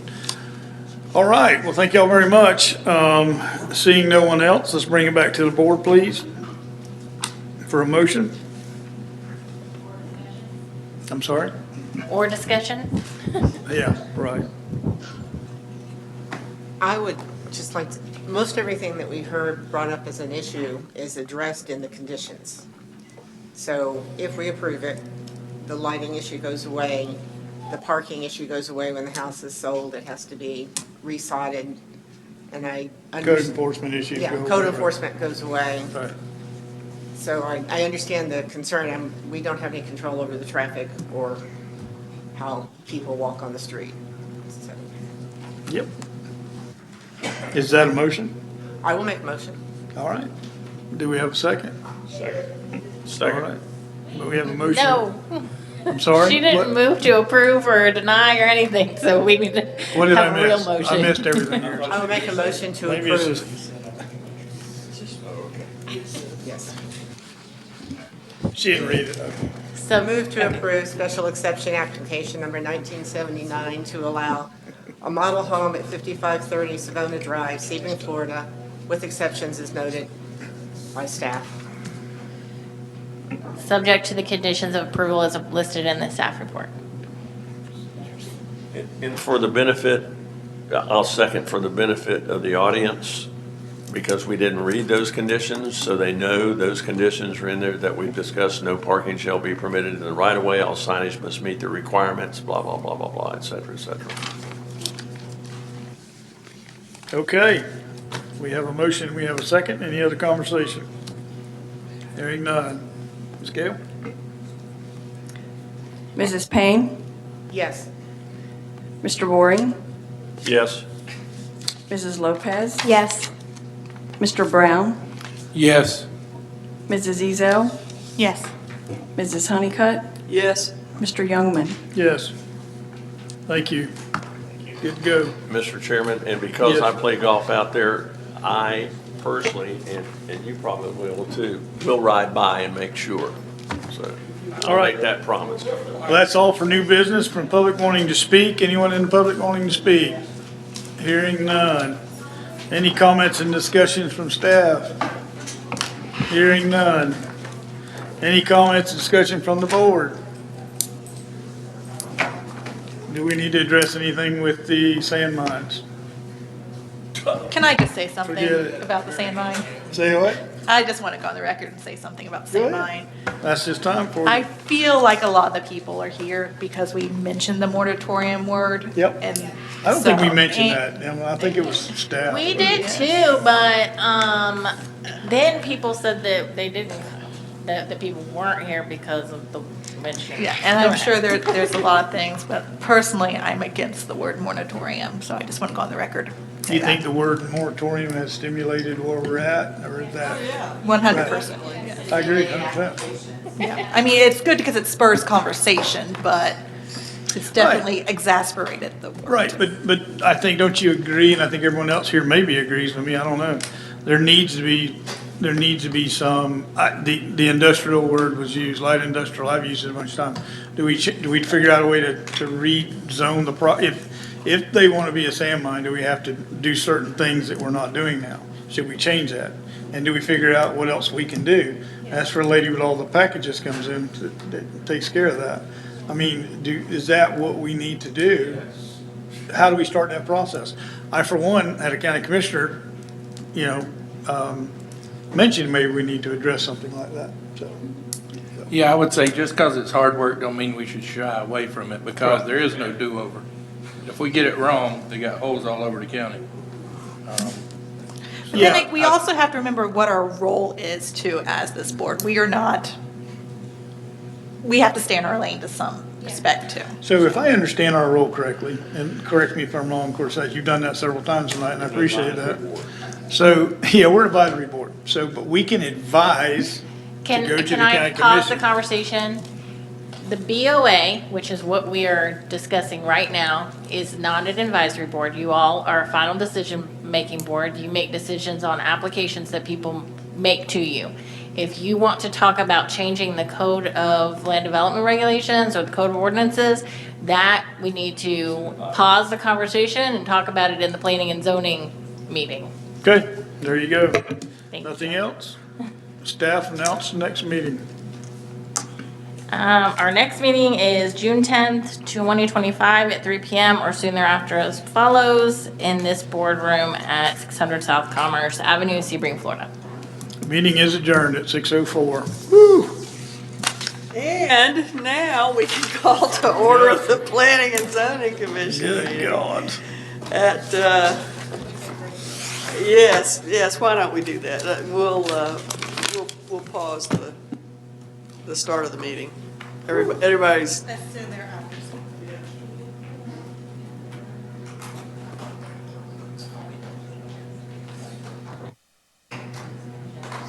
then there were four.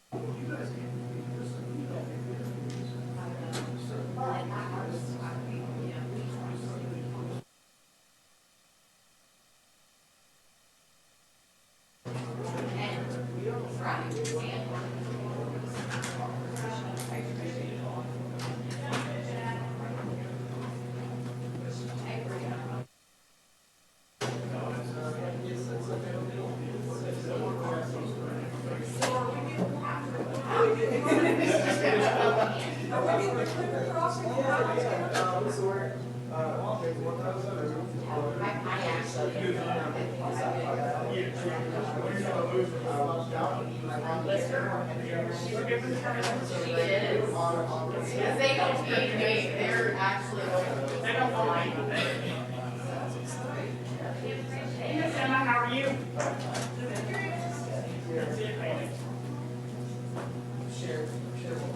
Yes. In the condition. That's right. That's right.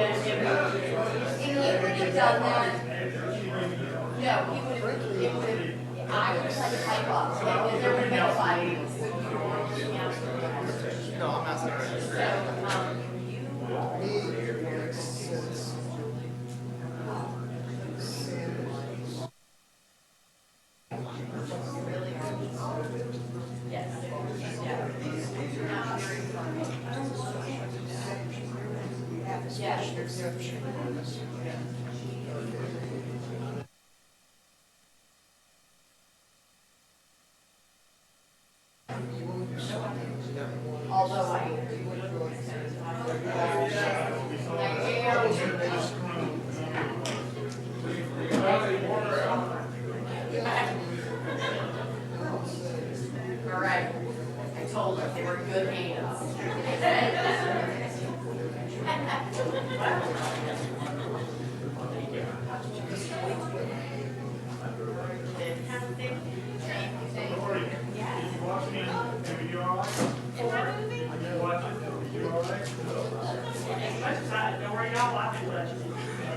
So she didn't see your mess ups, right?